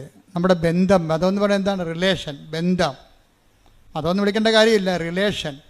നമ്മൾ തമ്മിലുള്ള ദൈവമായിട്ടുള്ള റിലേഷനെ ദൈവം എങ്ങനെയാണ് മാറ്റിയിരിക്കുന്നത്? പിതാവും മക്കളും തമ്മിലുള്ള ബന്ധമായിട്ട് മാറ്റി. ആ ബന്ധമാണ് റിലേഷൻ. അതാണ് മതം എന്ന് പറയുന്നത്. അപ്പോൾ ഈ ബന്ധമെന്ന് പറയുമ്പോൾ ആ ബന്ധത്തിൽ എന്താണ്? ആ ബന്ധത്തിൽ ഉരുത്തിരിഞ്ഞതാണ് ക്ഷമ. എന്താണ്? സഹിക്കുന്ന സ്നേഹം. പിന്നെ എന്താണ്? സമാധാനം, കാത്തിരിക്കുന്ന സ്നേഹം. കാത്തിരിപ്പിന് ഇത്തിരി ദൈർഘ്യം കൂടിക്കഴിഞ്ഞാൽ നമ്മൾക്ക് പിതാവിനുള്ള സ്നേഹം വെച്ചുകൊണ്ട് ആ കാത്തിരിപ്പിൻ്റെ ഒരു വിരസത നമ്മൾ അഡ്ജസ്റ്റ് ചെയ്യും. എന്താണ്? ക്ഷമ. ഇതെല്ലാം എന്താണ്? ക്ഷമയും സമാധാനം എന്തിൻ്റെതാണ്? പരിശുദ്ധാത്മാവിൻ്റെ ഫലങ്ങളാണ്. ഇതാണ് പരിശുദ്ധാത്മാവിനെ നമ്മുടെ ആധ്യാത്മിക ജീവിതത്തിലെ മാറ്റി നിർത്തിക്കൊണ്ട് ദൈവാനുഭവം സാധ്യമല്ലാത്തത്. എല്ലാ ഘട്ടങ്ങളിലും പരിശുദ്ധാത്മാവ് വേണം. അതുകൊണ്ട് തന്നെ നിങ്ങൾ ഉടമ്പടിയിൽ എഴുതുമ്പോൾ ഒന്നാം ഘട്ടം അല്ലെങ്കിൽ അവസാന ഘട്ടത്തിൽ എൻ്റെ ഒരു നിയോഗം എന്താണ്? പരിശുദ്ധാത്മാവെന്ന് എഴുതണം. എന്താ കാര്യം? പരിശുദ്ധാത്മാവിനെ നമ്മൾക്ക് ലഭിക്കാൻ, നമ്മൾക്ക് പണം കൊടുക്കാൻ, അതിന് ജീവൻ കൊടുക്കാൻ മതിയാകാത്തത് കാരണം അതിനു വേണ്ടിയാണ് ഈശോ വില കൊടുത്തിരിക്കുന്നത്. നമ്മളെപ്പോഴും പറയും പാപത്തിന് പരിഹാരമായിട്ടാണെന്ന്. അന്നത്തെ മനുഷ്യന്, ക്രിസ്തുവിന് മുമ്പുള്ള മനുഷ്യന്, യെശയ്യായ്ക്കൊക്കെ അത്രയുമേ വെളിപാട് അവർക്ക് അനുവദിച്ചുള്ളൂ. അവർക്ക് അനുവദിച്ച് കിട്ടിയ വെളിപാട് അവർ പറഞ്ഞിട്ടുണ്ട്. പക്ഷേ ബാക്കിയുള്ളവർക്ക്, ക്രിസ്തുവിന് ശേഷം വന്നവർക്ക് കൂടുതൽ വെളിപാട് കിട്ടി. അതാണ് പരിശുദ്ധാത്മാവ് അവർ കൂടുതൽ സംസാരിക്കണത്. പക്ഷെ ഇത് ആദ്യം സംസാരിച്ച ആരോടാണ്? അമ്മയോടാണ് സംസാരിച്ചത്. പരിശുദ്ധാത്മാവെന്ന് പറയുന്ന ആദ്യ വാക്ക് ദൈവം സംസാരിക്കണ ആരോടാണ്? വെളിപാട് കൊടുക്കുന്ന ആർക്കാണ്? ഇതെങ്ങനെ സംഭവിക്കുമെന്ന് ചോദിക്കുമ്പോൾ എന്ത് പറയും? പരിശുദ്ധാത്മാവ് വേണ്ട, രംഗപ്രവേശനം ചെയ്യണം. കണ്ട ആരോടാണ്? ഫസ്റ്റ് കൈനീട്ടം പോലെ പരിശുദ്ധാത്മാവിനെ കൊടുക്കുന്ന ആർക്കാണ്? പരിശുദ്ധാത്മാവ് നിന്റെ മേൽ വരും എന്ന് പറഞ്ഞേ. പരിശുദ്ധാത്മാവ് നിന്റെ മേൽ വരും. തന്നിമിത്തം നിന്നിൽ നിന്ന് ഉത്ഭവിക്കുന്നവൻ അത്യുന്നതൻ ദൈവപുത്രനെന്ന് വിളിക്കപ്പെടും. അപ്പൊ പരിശുദ്ധാത്മാവ് നിന്റെ മേൽ വരുമെന്ന് പറയണ ആ സെക്കൻഡില് തന്നെ എന്ത് സംഭവിക്കും? മറിയത്തിലെ സംശയമില്ലാതെ വിശ്വസിക്കും മറിയം. അവിടെയാണ് വിഷയം. മറിയം അമലോത്ഭവയാണെന്ന് പറയാൻ കാരണം ഈ പാപത്തിൻ്റെ ലാഞ്ചനകളോ പാപത്തിൻ്റെ പ്രകൃതിയോ പാപത്തിൻ്റെ ശീലങ്ങളോ ഉണ്ടെങ്കിൽ അതിൻ്റെ കൂടെ വരുന്നതാണ് സംശയം. അതാണ് വിഷയം. അപ്പം അതുകൊണ്ടാണ് ഉടമ്പടിയിൽ 2 ആഴ്ച ഒരിക്കൽ കുമ്പസാരിക്കണമെന്നും കുമ്പസാരിക്കാൻ പറ്റാത്ത അതിനുള്ള സംവിധാനം ഇല്ലാത്ത ആൾക്കാർ വിശുദ്ധിയോടെ ജീവിക്കണമെന്ന് പറഞ്ഞതിൻ്റെ കാരണം അതാണ്. എന്താ കാരണം വെച്ച് കഴിഞ്ഞാൽ ദൈവസ്നേഹത്തിൻ്റെ കൂടെ തന്നെയാണ് ഇതുപോലെ നമ്മൾക്ക് ദൈവത്തോടുള്ള ഒരു നിഷ്കളങ്കമായ സ്നേഹമില്ലെങ്കിൽ, അതായത് ദൈവത്തോടെ സ്നേഹം എന്ന് പറയുമ്പോഴേ തൻ്റെ നിഷ്കളങ്കമായിരിക്കണം. അത് വേറെ ഉദ്ദേശം വെച്ചുള്ള സ്നേഹമായിരിക്കരുത്. എഫെസസ് 1:4 എടുത്ത് തന്റെ മുമ്പാകെ, എഫെസസ് 1:4 തന്റെ മുമ്പാകെ സ്നേഹത്തിൽ പരിശുദ്ധരും. സംഭവം തന്റെ മുമ്പാകെ സ്നേഹത്തിൽ പരിശുദ്ധരും. അതിൻ്റെ വേറെ ഉദ്ദേശമൊന്നും ഇല്ലാത്ത സ്നേഹമാണ്. അതാണ് പരിശുദ്ധ സ്നേഹം എന്ന് പറയണത്. സ്നേഹം പലതും അളട്രേറ്റഡ് സ്നേഹമുണ്ട്, വേറെ എന്ത് കലർപ്പുള്ള സ്നേഹമുണ്ട്. ഇതങ്ങനല്ല, തൻ്റെ മുമ്പാകെ സ്നേഹത്തിൽ പരിശുദ്ധരും നിഷ്കളങ്കരുമായിരിക്കാൻ ലോകസ്ഥാപനത്തിന് മുമ്പ് തന്നെ അവിടുന്ന് നമ്മെ ക്രിസ്തുവിൽ തിരഞ്ഞെടുത്തു. എന്റെ ദൈവപൈതലേ, നീ ഇന്ന് ക്രിസ്തുവിനെ കുറിച്ച് കേൾക്കുന്നുണ്ടെങ്കിൽ അനാദികാലം മുതലേ ദൈവം നിന്നെ ക്രിസ്തുവിനെ കേൾക്കാൻ ദൈവത്തിൻ്റെ മകനും മകളുമായി തിരഞ്ഞെടുത്തതിൻ്റെ ഏറ്റവും വർത്തമാനകാല രൂപമാണ് നിന്റെ ഇവിടെയുള്ള ഇരിപ്പും കേൾവിയും. കൈയടിക്കട്ടെ,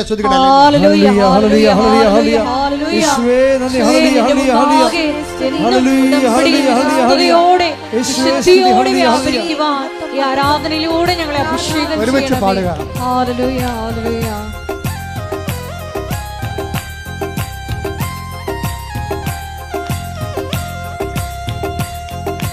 ദൈവം യേശുവേ നന്മ നിറഞ്ഞോരമ്മ, ദൈവം യേശുവേ നന്മ നിറഞ്ഞോരമ്മ, അമ്മേ ആശ്വാസമേ, അമ്മേ ശാശ്വതമേ, അമ്മേ ആശ്വാസമേ, അമ്മേ ശാശ്വതമേ, മക്കളാ ആരാധനേ, മക്കളാ ആരാധനേ, ദൈവം യേശുവേ നന്മ നിറഞ്ഞോരമ്മ. പരിശുദ്ധ പരമ ദിവ്യകാരുണ്യത്തിന് ആരാധനയും സ്തുതിയും പുകഴ്ചയും ഉണ്ടായിരിക്കട്ടെ. ഇപ്പോൾ എന്താ വരണം എന്ന് നോക്കിയേ, ദൈവസ്നേഹം കൂടുമ്പോൾ എന്ത് പറ്റും? സംശയം കുറഞ്ഞു വരും. ദൈവസ്നേഹം കൂടുമ്പോഴേ സംശയം കുറഞ്ഞു വരും. അപ്പോൾ നമ്മൾ ഉടമ്പടി ചെയ്യുന്ന പ്രവർത്തനങ്ങൾ ദൈവസ്നേഹം ലക്ഷ്യം വെച്ചാൽ ചെയ്യേണ്ടത്. അല്ലാതെ ഇനി എത്ര പത്രമുണ്ട് ആർക്ക് കൊടുക്കുമെന്നല്ല ചിന്തിക്കേണ്ടത്. ഇനി എത്ര പത്രമുണ്ട് ആർക്ക് കൊടുക്കും ദൈവമേ, അവർ വല്ലതും പറയുക, പത്രം കൊടുക്കുമ്പോൾ അവർ വല്ലതും പറയട്ടെ, നമ്മുടെ തന്തക്ക് തന്നെ വിളിക്കട്ടെ. അതിന് തന്ത ഉണ്ടല്ല, അപ്പം വിളിക്കും നമ്മളെ. തീർച്ചയായിട്ടും ഉണ്ട്, ഇല്ലാത്തതൊന്നും വിളിക്കാൻ പറ്റത്തില്ല. അപ്പം നമ്മളെ കർത്താവിനെ പ്രതി അങ്ങനെ ഒന്ന് കേൾക്കുമ്പോൾ ദൈവസ്നേഹം കൂടത്തില്ലേ? അപ്പം ദൈവസ്നേഹം കൂടത്തില്ലേ? അപ്പം നമുക്ക് സന്തോഷം തോന്നില്ലേ? എന്താണ് എൻ്റെ സ്നേഹം കൂടി, കർത്താവിന് വേണ്ടി ഞാൻ അത്രയും സഹിച്ചു. അപ്പം എന്ത് രസമാണ്. അപ്പം അതുകൊണ്ട് ഈ ദൈവസ്നേഹം കൂടുന്നതനുസരിച്ച് എന്ത് പറ്റുമെന്നറിയാമോ? അതായത് സംശയം കുറയുകയും ചെയ്യും. ഈ സംശയം കുറയണമെങ്കിൽ മാതാവിന് എന്താ സംശയമില്ലാഞ്ഞത്? അവർക്ക് പാപമില്ലാഞ്ഞതുകൊണ്ടാണ്. മാതാവിന് സംശയമില്ലാത്തതിൻ്റെ പറഞ്ഞ കാര്യമുണ്ട്. നമ്മുടെ വിശുദ്ധിയും ദൈവസ്നേഹവും നമ്മുടെ സംശയവും തമ്മിൽ കണക്റ്റഡ് ആണ്. ശരിക്കും നമ്മുടെ കിഡ്നി ഹാർട്ട് നമ്മൾ കണക്ട് ചെയ്തിരിക്കണമല്ലേ. കിഡ്നിക്ക് എന്തെങ്കിലും പ്രശ്നം ഉണ്ടായാൽ ഇന്നല്ലെങ്കിൽ നാളെ ഹാർട്ടിന് പ്രശ്നം ഉണ്ടാവും.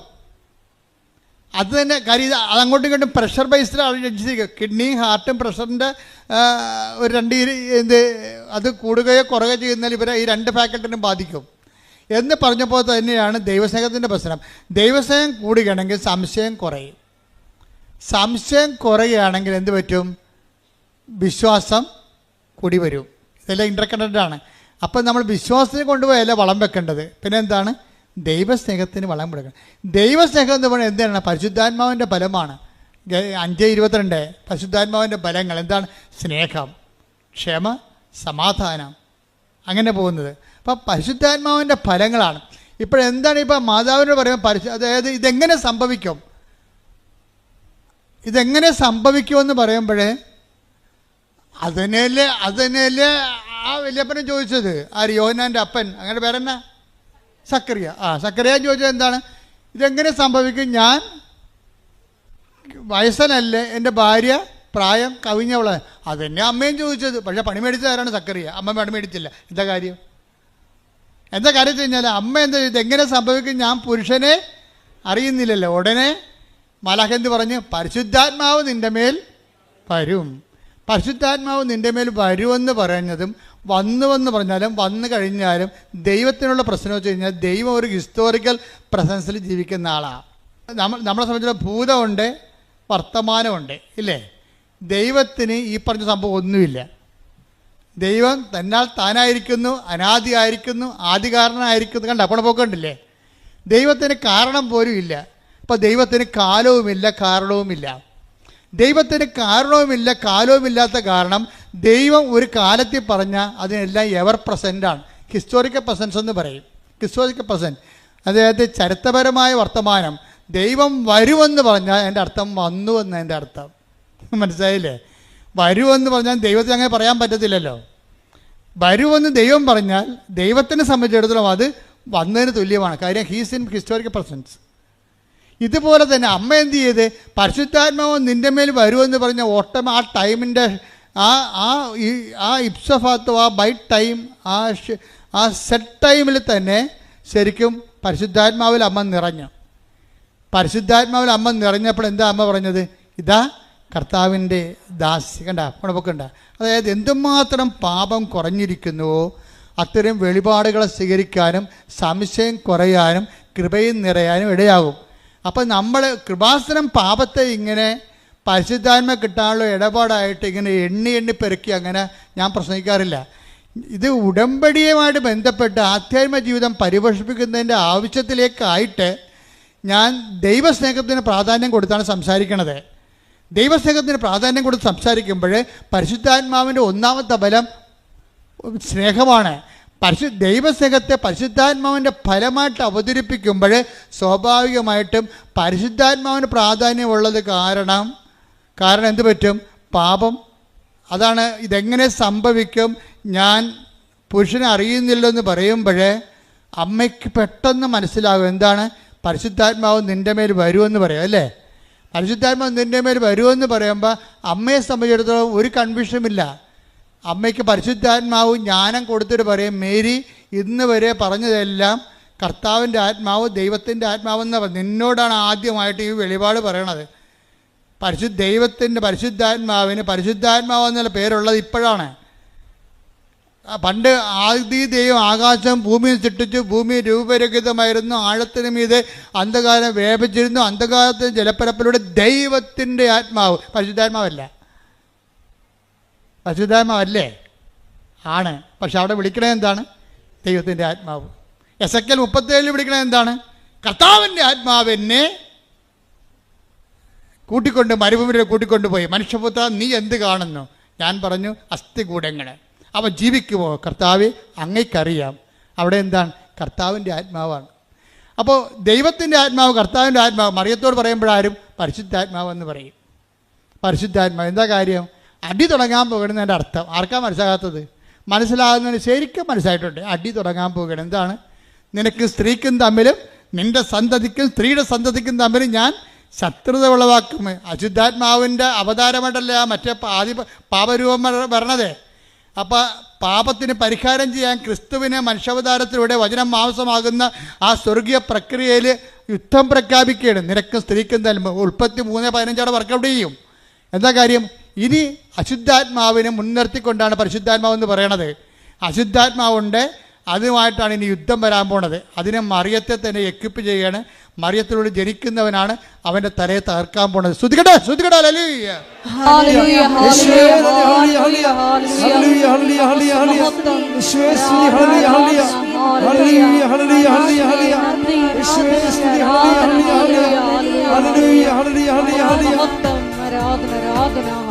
പരിശുദ്ധ പരമ ദിവ്യകാരുണ്യത്തിന് പരിശുദ്ധാത്മാവ് നിറയുമ്പോൾ ദൈവസ്നേഹം കൂടാം. ദൈവസ്നേഹം കൂടുമ്പോൾ ഇത് പറ്റും, സംശയം കുറയും അല്ലേ? ഇങ്ങനെ വരണം. അപ്പോൾ വിശ്വാസം വർദ്ധിക്കും. എന്നിട്ട് പരിശുദ്ധാത്മാവിനെ അപ്പം വിശ്വാസം വർദ്ധിക്കുമ്പോൾ അമ്മ എന്ത് പറയും? ഇതാ കർത്താവിൻ്റെ ദാസി, നിൻ്റെ വചനം പോലെ എന്നിൽ നിറവേറട്ടെ. എന്നിട്ട് പിന്നീട് പരിശുദ്ധാത്മാവ് വീണ്ടും മറിയത്തോട് സംസാരിക്കണം. പരിശുദ്ധാത്മാവിനെ ഇൻട്രൊഡ്യൂസ് ചെയ്ത് ആര്? മാലാഖ് ഇൻട്രൊഡ്യൂസ് ചെയ്തു. മാലാഖ് ഇൻട്രൊഡ്യൂസ് ചെയ്തെങ്കിലും പരിശുദ്ധാത്മാവ് നേരിട്ട് മറിയത്തിൻ്റെ അടുത്ത് വരും. ആരിലൂടെ? എലിസബത്തിലൂടെ വരും. എലിസബത്തിനെ കാണാൻ പോകുമ്പോൾ പരിശുദ്ധാത്മാവ് നിറഞ്ഞിട്ട് മറിയം പറയും, എലിസബത്ത് പരിശുദ്ധാത്മാവ് നിറഞ്ഞു പറഞ്ഞു, മേരി കർത്താവ് മംഗളവാർത്ത സമയത്ത് നിന്നോട് അരുളി ചെയ്ത കാര്യങ്ങൾ. അവിടെ അരുളി ചെയ്തത് ആരാണ്? പിതാവായ ദൈവമാണ് അരുളി ചെയ്തത്. ഇപ്പോൾ അരുളി ചെയ്യാൻ പോണത് ആരാണ്? പരിശുദ്ധാത്മാവ് ദൈവമാണ്. കാര്യം പുത്രനായ ദൈവമാണ് മനുഷ്യാവതാരം ചെയ്യാൻ പോണത്. അതുകൊണ്ടാണ് ആദ്യം കർത്താവ് നിന്നോട് അരുളി ചെയ്ത കാര്യം. ലൂക്ക 1:45 എടുത്ത്. കർത്താവ് അരുളി ചെയ്ത കാര്യങ്ങൾ. കർത്താവ് അരുളി ചെയ്ത കാര്യങ്ങൾ. മംഗളവാർത്ത സമയത്ത് മാലാഖ വഴി കർത്താവ് പിതാവായ ദൈവം, ലോഡെന്നാ പറയണ, ഫാദറാണത്. അതായത് കർത്താവ് അരുളി ചെയ്ത കാര്യങ്ങള് നിറവേറുമെന്ന് വിശ്വസിച്ചവൾ ഭാഗ്യവതി അനുഗ്രഹീത എന്നാണ് സംഭവം. എന്ന് വെച്ച് കഴിഞ്ഞാല് വിശ്വസിക്കുമ്പോഴേ വരാൻ പോകുന്ന ഇതാരെ പരിശുദ്ധാത്മാവ് നിറഞ്ഞ് എലിസബത്ത് പറഞ്ഞു, മേരി, കർത്താവ് നിന്നോട് അരുളി ചെയ്ത കാര്യങ്ങൾ നിറവേറുമെന്ന് വിശ്വസിച്ച നീ അനുഗ്രഹീത.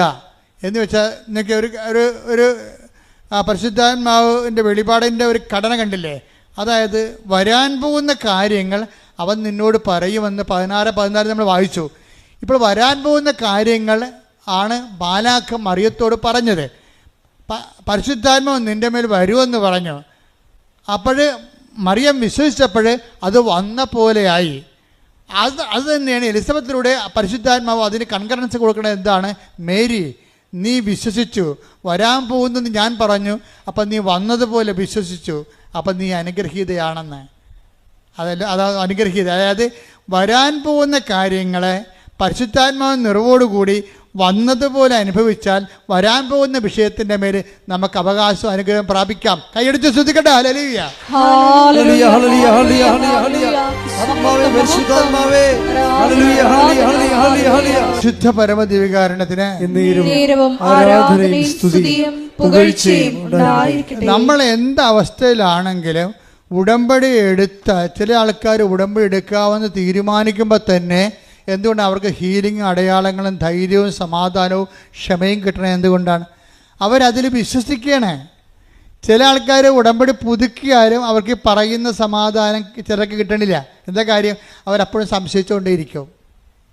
കാര്യം അവർക്ക് അവരെ തന്നെ സംശയമാണ്. സംശയമുള്ള ആൾക്കാർക്കുള്ള ഗുണം, നിങ്ങൾക്ക് സംശയം ഉണ്ടോ ഇല്ലയോ എന്ന് അറിയണമെങ്കിൽ അത് എളുപ്പം എന്ന് വെച്ച് കഴിഞ്ഞാൽ നിങ്ങളുടെ ഉടമ്പടി പ്രവർത്തനങ്ങൾ നോക്കിയാൽ മതി.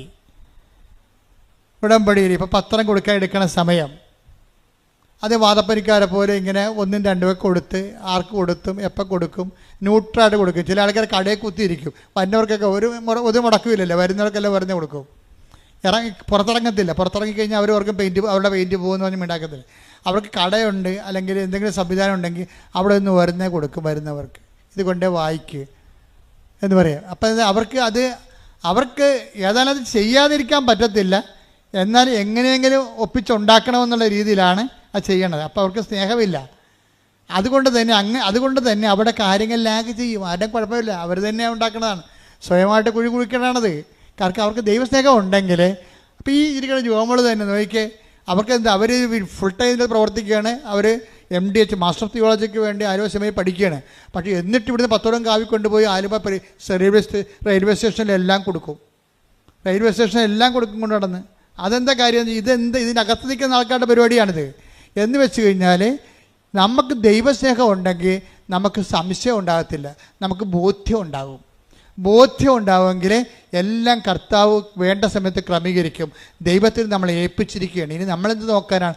ദൈവം നമ്മളെക്കാൾ എത്രയോ ലക്ഷക്കണക്കിന് മനുഷ്യരെ കണ്ടും അതിനേക്കാൾ ഈ ഭൂമി സൃഷ്ടിച്ച അപാരതയുടെ ഒരു ദൈവമല്ലേ. അപ്പം അങ്ങനെ നമുക്ക് അതിനെക്കുറിച്ചുള്ള ബോധം പരിശുദ്ധാത്മാവ് തന്നുകൊണ്ടിരിക്കും. പരിശുദ്ധാത്മാവിൻ്റെ കുറവുണ്ടെങ്കിൽ എങ്ങനെയാവോ? 90 ദിവസം പിടിച്ച് നിൽക്കണം. 90 ദിവസം പിടിച്ച് നിൽക്കണം. അത് കഴിയുമ്പോൾ ഭക്തി. 90 ദിവസം പത്തി, 91 ദിവസം പത്തി. അതാണ് സംഭവം. ഉടമ്പടി വർക്ക് ചെയ്യാത്ത അതാണ്. 90 ദിവസം ഭക്തി, 91 ദിവസം പത്തി. പഴയ സ്വഭാവം, പഴയ ആളായിട്ട് മാറും. ചില ആൾക്കാർ പത്തി ഒരുമിച്ച് കൊണ്ടുപോകും. അത് ഭയങ്കര മൂർഖനാണ്. മാതാവേ. അപ്പോൾ ഇതെല്ലാം കറക്റ്റ് ചെയ്യണം. നിങ്ങൾ വിശ്വസിക്കുന്നുണ്ടോ, നിങ്ങൾ സ്നേഹിക്കുന്നുണ്ടോ എന്ന് ദൈവത്തിന് നിങ്ങൾ ബോധ്യപ്പെടുത്തി കൊടുക്കണം. അതാണ് എൻ്റെ ഏറ്റവും വലിയ വിഷയം. ദൈവത്തിന് ബോധ്യപ്പെടുത്തി കൊടുക്കുന്നതാണ് ഇതിനകത്ത് ഉള്ള റിസ്ക് എന്ന് പറയും. ഉടമ്പടിയിലെ റിസ്ക് എന്ന് പറഞ്ഞാൽ അതാണ്. കാര്യം എന്താ? ഞാനിങ്ങനെ പറയാം, പല ആൾക്കാർക്കും ദൈവത്തെക്കുറിച്ച് പറയാൻ അറിയത്തില്ല. എന്താ കാര്യം? അവർ ദൈവത്തെ കണ്ടിട്ടില്ല. അതാണ് മെയിൻ പ്രശ്നം. പിന്നെ പുസ്തകത്തിലുള്ള നോളജും എവിടെയെങ്കിലുമൊക്കെ സെമിനാറൊക്കെ അറ്റൻഡ് ചെയ്യുകയും വല്ല പ്രസംഗമൊക്കെ കേൾക്കുന്ന ഒരു നോളജ്. അങ്ങനെയല്ല. ഞാൻ നിങ്ങൾ പറയുന്നുണ്ടെങ്കിൽ ലക്ഷം ലക്ഷം മനുഷ്യർ ഞാൻ ദൈവം പ്രവർത്തിക്കുന്ന കണ്ടു. ഞാൻ തന്നെ നേരിട്ട് മാതാവിനെ കണ്ട ആളാണ്. അപ്പോൾ എനിക്കിതിനെക്കുറിച്ചെല്ലാം കൃത്യതയുണ്ട്. പക്ഷേ അനുഭവജ്ഞാനമാണ് ഉള്ളത്, ആശയജ്ഞാനമല്ല. ഇത് inevitable defeat of the ideal by the real എന്ന് വെച്ച് കഴിഞ്ഞാൽ ഏത് ഐഡിയലായാലും ശരി റിയൽ വരുമ്പോൾ തോറ്റുപോകും. അത് അനിവാര്യമായ ആശയത്തിൻ്റെ തോൽവിയാണ് അനുഭവത്തിൻ്റെ വിജയമെന്ന് പറയണത്. അതുകൊണ്ട് ഞാനെപ്പോഴും ശ്രദ്ധിക്കുന്നത് അനുഭവജ്ഞാനം. ഞാനെപ്പോഴും ചിന്തിക്കുന്നത് ബിബ്ലിക്കൽ തിയോളജി എന്ന് പറയുമ്പോൾ ഞാൻ പറയും ബിബ്ലിക്കൽ എക്സ്പീരിയൻസ് തിയോളജി എന്ന് പറയും. എൻ്റെ മനസ്സുടനെ പറയും അങ്ങനെ ഒരു ശാസ്ത്രമില്ല. ബിബ്ലിക്കൽ തിയോളജി നമ്മൾ ശാസ്ത്രമുണ്ട്, നമ്മളൊക്കെ പഠിക്കണം അതാ MDH മാസ്റ്റർ ചെയ്യണവർ. അപ്പോൾ എന്താ സംഭവിച്ചാൽ ബിബ്ലിക്കൽ തിയോളജി സബ്ജക്റ്റ്. പക്ഷേ എൻ്റെ അടുത്ത് വരുമ്പോൾ ഞാൻ പറയും ബിബ്ലിക്കൽ എക്സ്പീരിയൻസ് തിയോളജി എന്ന് പറയും. ബൈബിളിലുള്ള കാര്യങ്ങളെല്ലാം മനുഷ്യൻ്റെ അനുഭവത്തിലുള്ള കാര്യങ്ങളാണ്. അത് താത്വിക ജ്ഞാനത്തിന് അവിടെ വലിയ സ്പേസ് ഇല്ല. മനുഷ്യന് അനുഭവം അല്ലെന്നുണ്ടെങ്കിൽ ഇത് അപ്രസക്തമായി തീരുകയും ചെയ്യും. മനുഷ്യനില്ലാതെ ദൈവം നിലനിൽക്കും, ദൈവവചനവും നിലനിൽക്കും. പക്ഷേ എന്തിനു വേണ്ടിയാണ് ഇതെല്ലാം? മനുഷ്യന് വേണ്ടിയാണ്. യേശുക്രിസ്തു പോലും മനുഷ്യാവതാരം ചെയ്തത്, അല്ലെങ്കിൽ വേറെ എന്തെങ്കിലും അവതാരം ചെയ്താൽ പോരെ? ഇപ്പം മനുഷ്യനാണ് പ്രാധാന്യം. ഈശോയ്ക്കും അറിയാം എന്താണ് സാബത്ത് മനുഷ്യന് വേണ്ടിയാണ്. സാബത്ത് മനുഷ്യന് വേണ്ടിയാണെന്ന് പറയുമ്പോൾ വചനവും വചനത്തിൻ്റെ വ്യാഖ്യാനവും സ്പിരിച്വാലിറ്റിയും ആധ്യാത്മികതയും എല്ലാം എന്താണ് മനുഷ്യ ജീവിതത്തിന് വേണ്ടിയും ഈ കാലം നമ്മളെപ്പോഴും ദൗത്യം പൂർത്തിയായി കഴിയുമ്പോൾ മനുഷ്യൻ ദൈവത്തിൽ തിരിച്ചെത്തിച്ചേരാൻ വേണ്ടിയുള്ള സംവിധാനമാണ് സഭയെന്ന് പറയുന്നത്. കയ്യടിക്കട്ടെ, സ്തുതിക്കട്ടെ. ഹല്ലേലൂയ.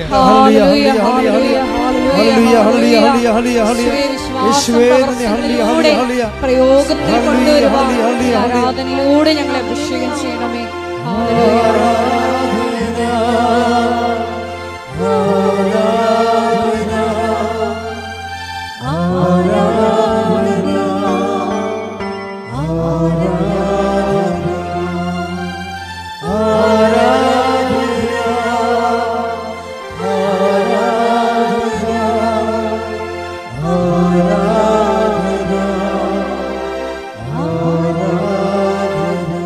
പരിശുദ്ധ പരമ ദിവ്യകാരുണ്യത്തിന് ആരാധനയും സ്തുതിയും പുകഴ്ചയും ഉണ്ടായിരിക്കട്ടെ.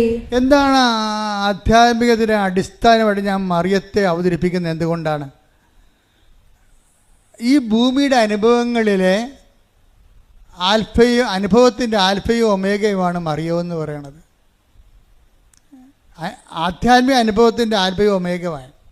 എന്താ കാര്യം? ഒന്ന്, അവർ പുരുഷനെ അറിയാതെ ഗർഭം ധരിക്കുമ്പോൾ തന്നെ, പരിശുദ്ധാത്മാവ് ഗർഭം ധരിക്കുമ്പോൾ തന്നെ അതിൻ്റെ നാണക്കേടും മാനക്കേടും സ്ത്രീയെപ്പോലെ അനുഭവിച്ചിട്ട് അവർ പെരുവഴി പ്രസവിക്കാൻ വേണ്ടി ദൈവം വിടുകണവരാ. അപ്പോൾ ഒരു മനുഷ്യനെ അനുഭവിക്കും. നിങ്ങൾക്ക് വീടില്ല, വഴിയില്ല, ജോലിയില്ലെന്ന് പറയുമ്പോഴൊക്കെ ഇവിടെ പറഞ്ഞാൽ ആദ്യം ഒന്ന് ചിരിക്കും, പിന്നെ പറയും സാരമില്ല, ഞാൻ ഇതിനേക്കാൾ ഗതികെട്ടാണ് പ്രസവിച്ചത്, എങ്കിലും നിനക്ക് ഞാൻ തരാമെന്ന് പറയും. അത് ഒരു മനുഷ്യൻ അനുഭവിക്കാവുന്നതിൻ്റെ മാക്സിമം അനുഭവിച്ചിട്ട് അവസാനം ഈ മകനെ ഈ നഗ്നനായിട്ട് തുണിയെ കെട്ടിയിട്ട് ഒരു കുറവ് ഇറച്ചിയായിട്ട് ഇങ്ങനെ മടിയിലെടുക്കും. മടിയിലെടുത്തിട്ട് ഇവർ കല്ലറയിൽ വെക്കാൻ വേണ്ടി കൈ നീട്ടി കൊടുക്കും. പിന്നെ ഇവരെ കാണത്തില്ല, ക്രിസ്തുവിനെയും കാണത്തില്ല. ഞാനെപ്പോഴും ഓർക്കും കല്ലറയിൽ അപ്രത്യക്ഷമായത് ഈശോ മാത്രമല്ല, മറിയവും അപ്രത്യക്ഷമായി. ബൈബിളിലും പിന്നെ മറിയത്തെക്കുറിച്ച് അധികം പറയത്തില്ല. എന്താ? കർത്താവ് അരുളി ചെയ്ത കാര്യങ്ങൾ നിറവേറുമെന്ന് അവൾ വിശ്വസിച്ചു. കർത്താവ് എന്താണ് അരുളി ചെയ്തത്? കർത്താവ് അവളോട് അരുളി ചെയ്തത് എന്താണ്? മനുഷ്യാവതാരത്തിൻ്റെ സമയത്ത് അവൻ്റെ രാജ്യത്തിന് അവസാനം ഉണ്ടാകില്ലെന്നാണ് പറഞ്ഞിരിക്കുന്നത്. Take the word of God 1:33. ശ്രദ്ധിക്കട്ടെ. ഹല്ലേലൂയ. Hallelujah, hallelujah.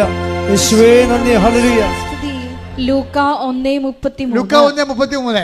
യാക്കോബിന്റെ ഭവനത്തിന്മേൽ പറഞ്ഞ യാക്കോബിന്റെ ഭവനത്തിന്റെ മേൽ അവൻ എന്നേക്കും ഭരണം നടത്തും. അവന്റെ രാജ്യത്തിന് അവസാനമുണ്ടാവുകയില്ല. അപ്പൊ അവന് മരണമില്ല, മരണത്തെ അവൻ ജയിക്കുമെന്ന് ഉയർത്തെഴുന്നേൽക്കുമെന്നും എല്ലാം ഇറ്റ് ഈസ് അണ്ടർസ്റ്റുഡ് ഇംപ്ലിസിറ്റ്. ഇതാണ് അവൻ ഉയർത്തെഴുന്നേൽക്കുമെന്നോ അമ്മയോടാണ് ആദ്യം പറയണത്. അമ്മ എന്ത് ചെയ്തു?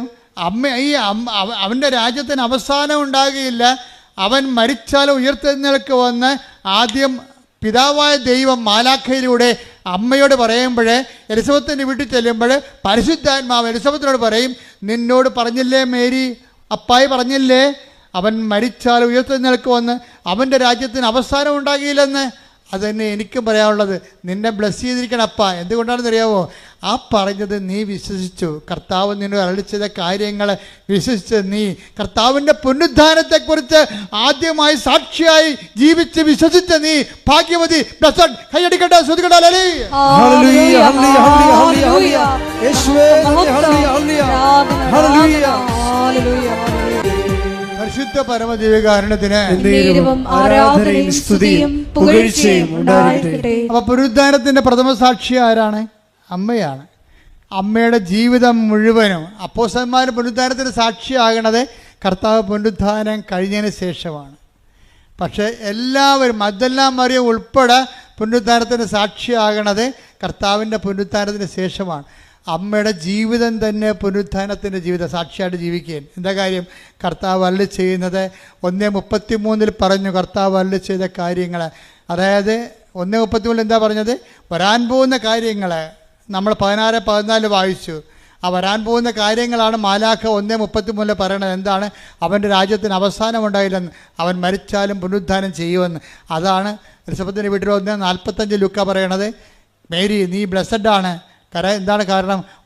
കർത്താവ് നിങ്ങളുടെ അരുളി ചെയ്ത കാര്യങ്ങൾ നിറവേറുമെന്ന് നീ വിശ്വസിച്ചു. അതായത് എന്താണ് വിശ്വസിച്ചത്? കർത്താവിൻ്റെ പുനരുത്ഥാനത്തിൽ നീ വിശ്വസിച്ചു. അവൻ്റെ പുനരുത്ഥാനത്തെ വിശ്വസിച്ചുകൊണ്ട് തന്നെയാണ് മറിയം. അതുകൊണ്ടാണ് ഈശോ ചോദിക്കണത്. ഈശോയെ കാണാതെ വരുമ്പോൾ ഞാനും നിൻ്റെ അപ്പനും കൂടി എന്തുമാത്രം നിന്നെ അന്വേഷിച്ചെന്ന് അറിയാവോ എന്ന് ചോദിക്കുമ്പോൾ അമ്മ പറയും, അപ്പം ഈശോ പറയും, മേരി യു നോ ഇറ്റ്, നിങ്ങൾക്കറിയാം. എന്താണ്? ഞാൻ എൻ്റെ പിതാവിൻ്റെ കാര്യത്തിൽ വേപൃതനായിരിക്കേണ്ടവനാണെന്ന് നിങ്ങൾക്ക് അറിയാൻ പാടില്ല. എന്ന് വെച്ചാൽ അറിയാമയ്ക്ക് കൈയടിക്കട്ടെ, ശ്രദ്ധിക്കട്ടെ.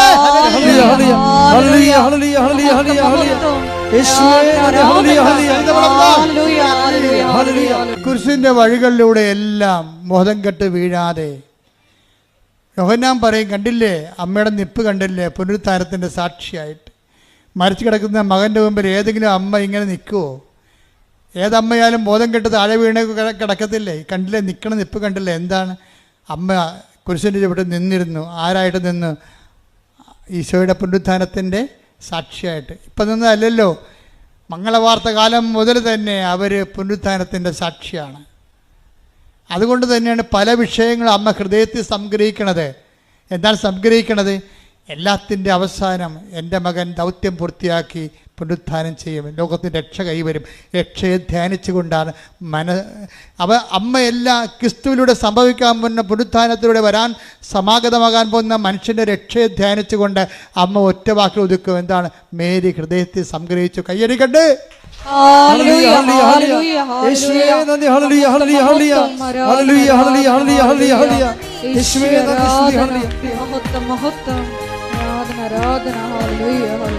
വിശുദ്ധ പരമദിവ്യകാരുണ്യത്തിന് ഇതാണ് മാതാവ് നൽകുന്ന ജീവിത ദർശനം എന്ന് പറയുന്നത്. ഇതാണ് ഉടമ്പടിയുടെ ദർശനം.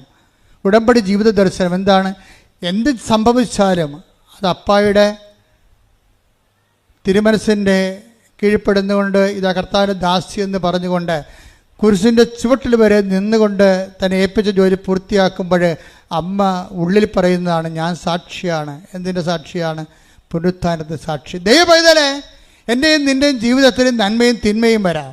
പക്ഷെ ക്രിസ്ത്യാനിക്കോ വിശ്വാസിക്കോ തിന്മയില്ല. എന്താ കാര്യം? എല്ലാ തിന്മകളിലും പുരുഷൊരു തിന്മയാണെങ്കിൽ ആ തിന്മയിലൂടെയാണ് അവൻ മഹത്വവൽക്കരിക്കപ്പെട്ടത്. മുൾക്കിരീടം ഒരു തിന്മയാണെങ്കിൽ ആ തിന്മയിലൂടെയാണ് അവൻ പാപത്തിന്മേൽ അധികാരം സ്ഥാപിച്ചത്. അവൻ്റെ തിരുവിലാലും മുറിവ് ഒരു തിന്മയാണെങ്കിൽ ആ തിന്മയിലൂടെയാണ് ആ സ്നേഹിച്ച് ലോകത്തെ കീഴടക്കിയത്. അത് ലോകത്തെ കീഴടക്കാൻ വേണ്ടി ഈശോ പറഞ്ഞു, ഞാൻ ലോകത്ത് നിങ്ങൾക്ക് ഞെരുക്കങ്ങളുണ്ടാവും, കുരിശുകളുണ്ടാവും, തിരുവിലാൽ മുറിവുണ്ടാവും, മുൾക്കിരീടമുണ്ടാകും. എങ്കിലും ധൈര്യമായിരിക്കുവൻ. പുനരുത്ഥാനത്തിൻ്റെ ശക്തിയാൽ പുനരുത്ഥാനത്തെ സാക്ഷിയാകാൻ ഓർത്തുകൊണ്ട് മാതാവിനെ സാക്ഷ്യം വഹിക്കുവാൻ സമർപ്പിച്ചുകൊണ്ട് നമുക്ക് ശക്തരാകാം. ദൈവം നമ്മൾ അനുഗ്രഹിക്കട്ടെ. ശ്രദ്ധിക്കട്ടെ.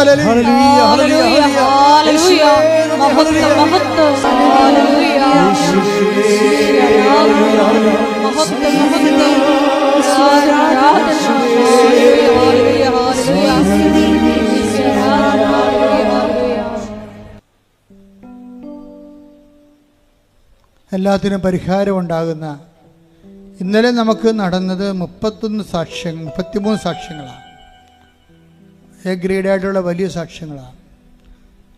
നമ്മളെ ദൈവം വചനവും വചനാധിഷ്ഠിതമായ ജീവിതവും കർത്താവിൻ്റെ പുനരുത്ഥാനവും സുവിശേഷം സാക്ഷ്യവും ഒക്കെ വളരെ ഗുരുതരമായ രീതിയിൽ പഠിപ്പിച്ചുകൊണ്ടിരിക്കുകയാണ്. അതുകൊണ്ട് തന്നെ നിങ്ങൾ ദൈവരാജ്യത്തിൻ്റെ നീതിയെയും കുറിച്ച് അന്വേഷിക്കുക. ബാക്കിയുള്ള കാര്യങ്ങൾ കർത്താവ് ചേർത്ത് നൽകുന്നതാണെന്നാണ് ഇതിൻ്റെ ഒരു സംക്ഷിപ്തം. അതുകൊണ്ട് തന്നെ നമ്മളിപ്പോൾ നിങ്ങൾ പരസ്പരം ശിരസ് കൈവച്ച് പ്രാർത്ഥിക്കേണ്ട സമയമാണ്. അച്ഛൻ ഈ സമയത്ത് ഉടമ്പുഴ മുഴുവൻ സബ്ജക്റ്റ് കൈകാര്യം ചെയ്യും പ്രാർത്ഥനയിൽ.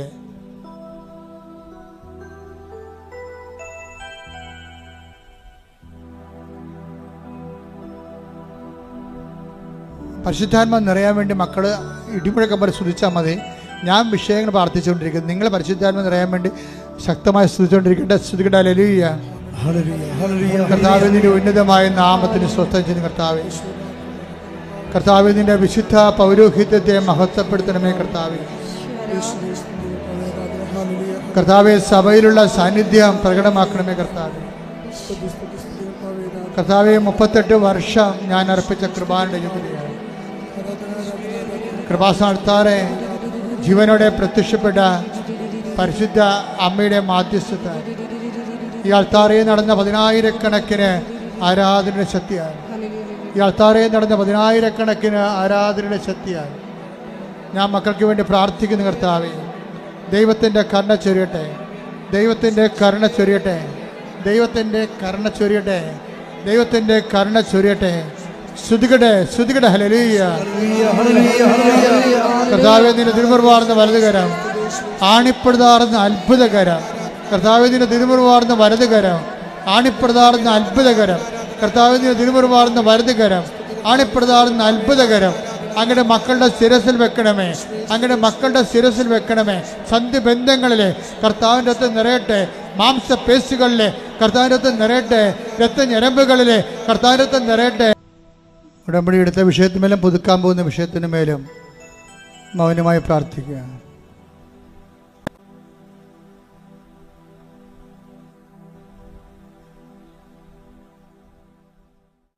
സമാപന ആശീർവാദത്തിലേക്ക് പോവുകയാണ് നമ്മൾ.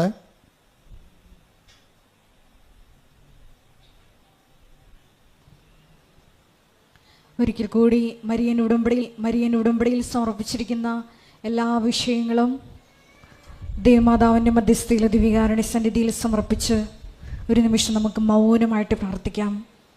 പരിശുദ്ധമ്മയെപ്പോലെ വരാൻ പോകുന്ന കാര്യങ്ങൾ അറിയിക്കുമ്പോൾ പരിശുദ്ധാത്മാവിൽ നിറഞ്ഞ് ഇതാ കർത്താവിൻ്റെ ദാസി എന്ന് പറഞ്ഞ് മൗനസമർപ്പണം ചെയ്ത് പുനരുദ്ധാനത്തിൻ്റെ ആദ്യ സാക്ഷ്യം വഹിക്കുവാൻ ഈ ആരാധനയിലൂടെ ഉടമ്പടി എടുത്തിരിക്കുന്ന ഞങ്ങളെ ഓരോരുത്തരെയും തിരഞ്ഞെടുത്ത് അഭിഷേകം ചെയ്യണമേ എന്ന് പ്രാർത്ഥിച്ചുകൊണ്ട് ശിരസ് നമിച്ച് ദിവ്യകാരുണ്യ ആശീർവാദം സ്വീകരിക്കാം. പരിശുദ്ധ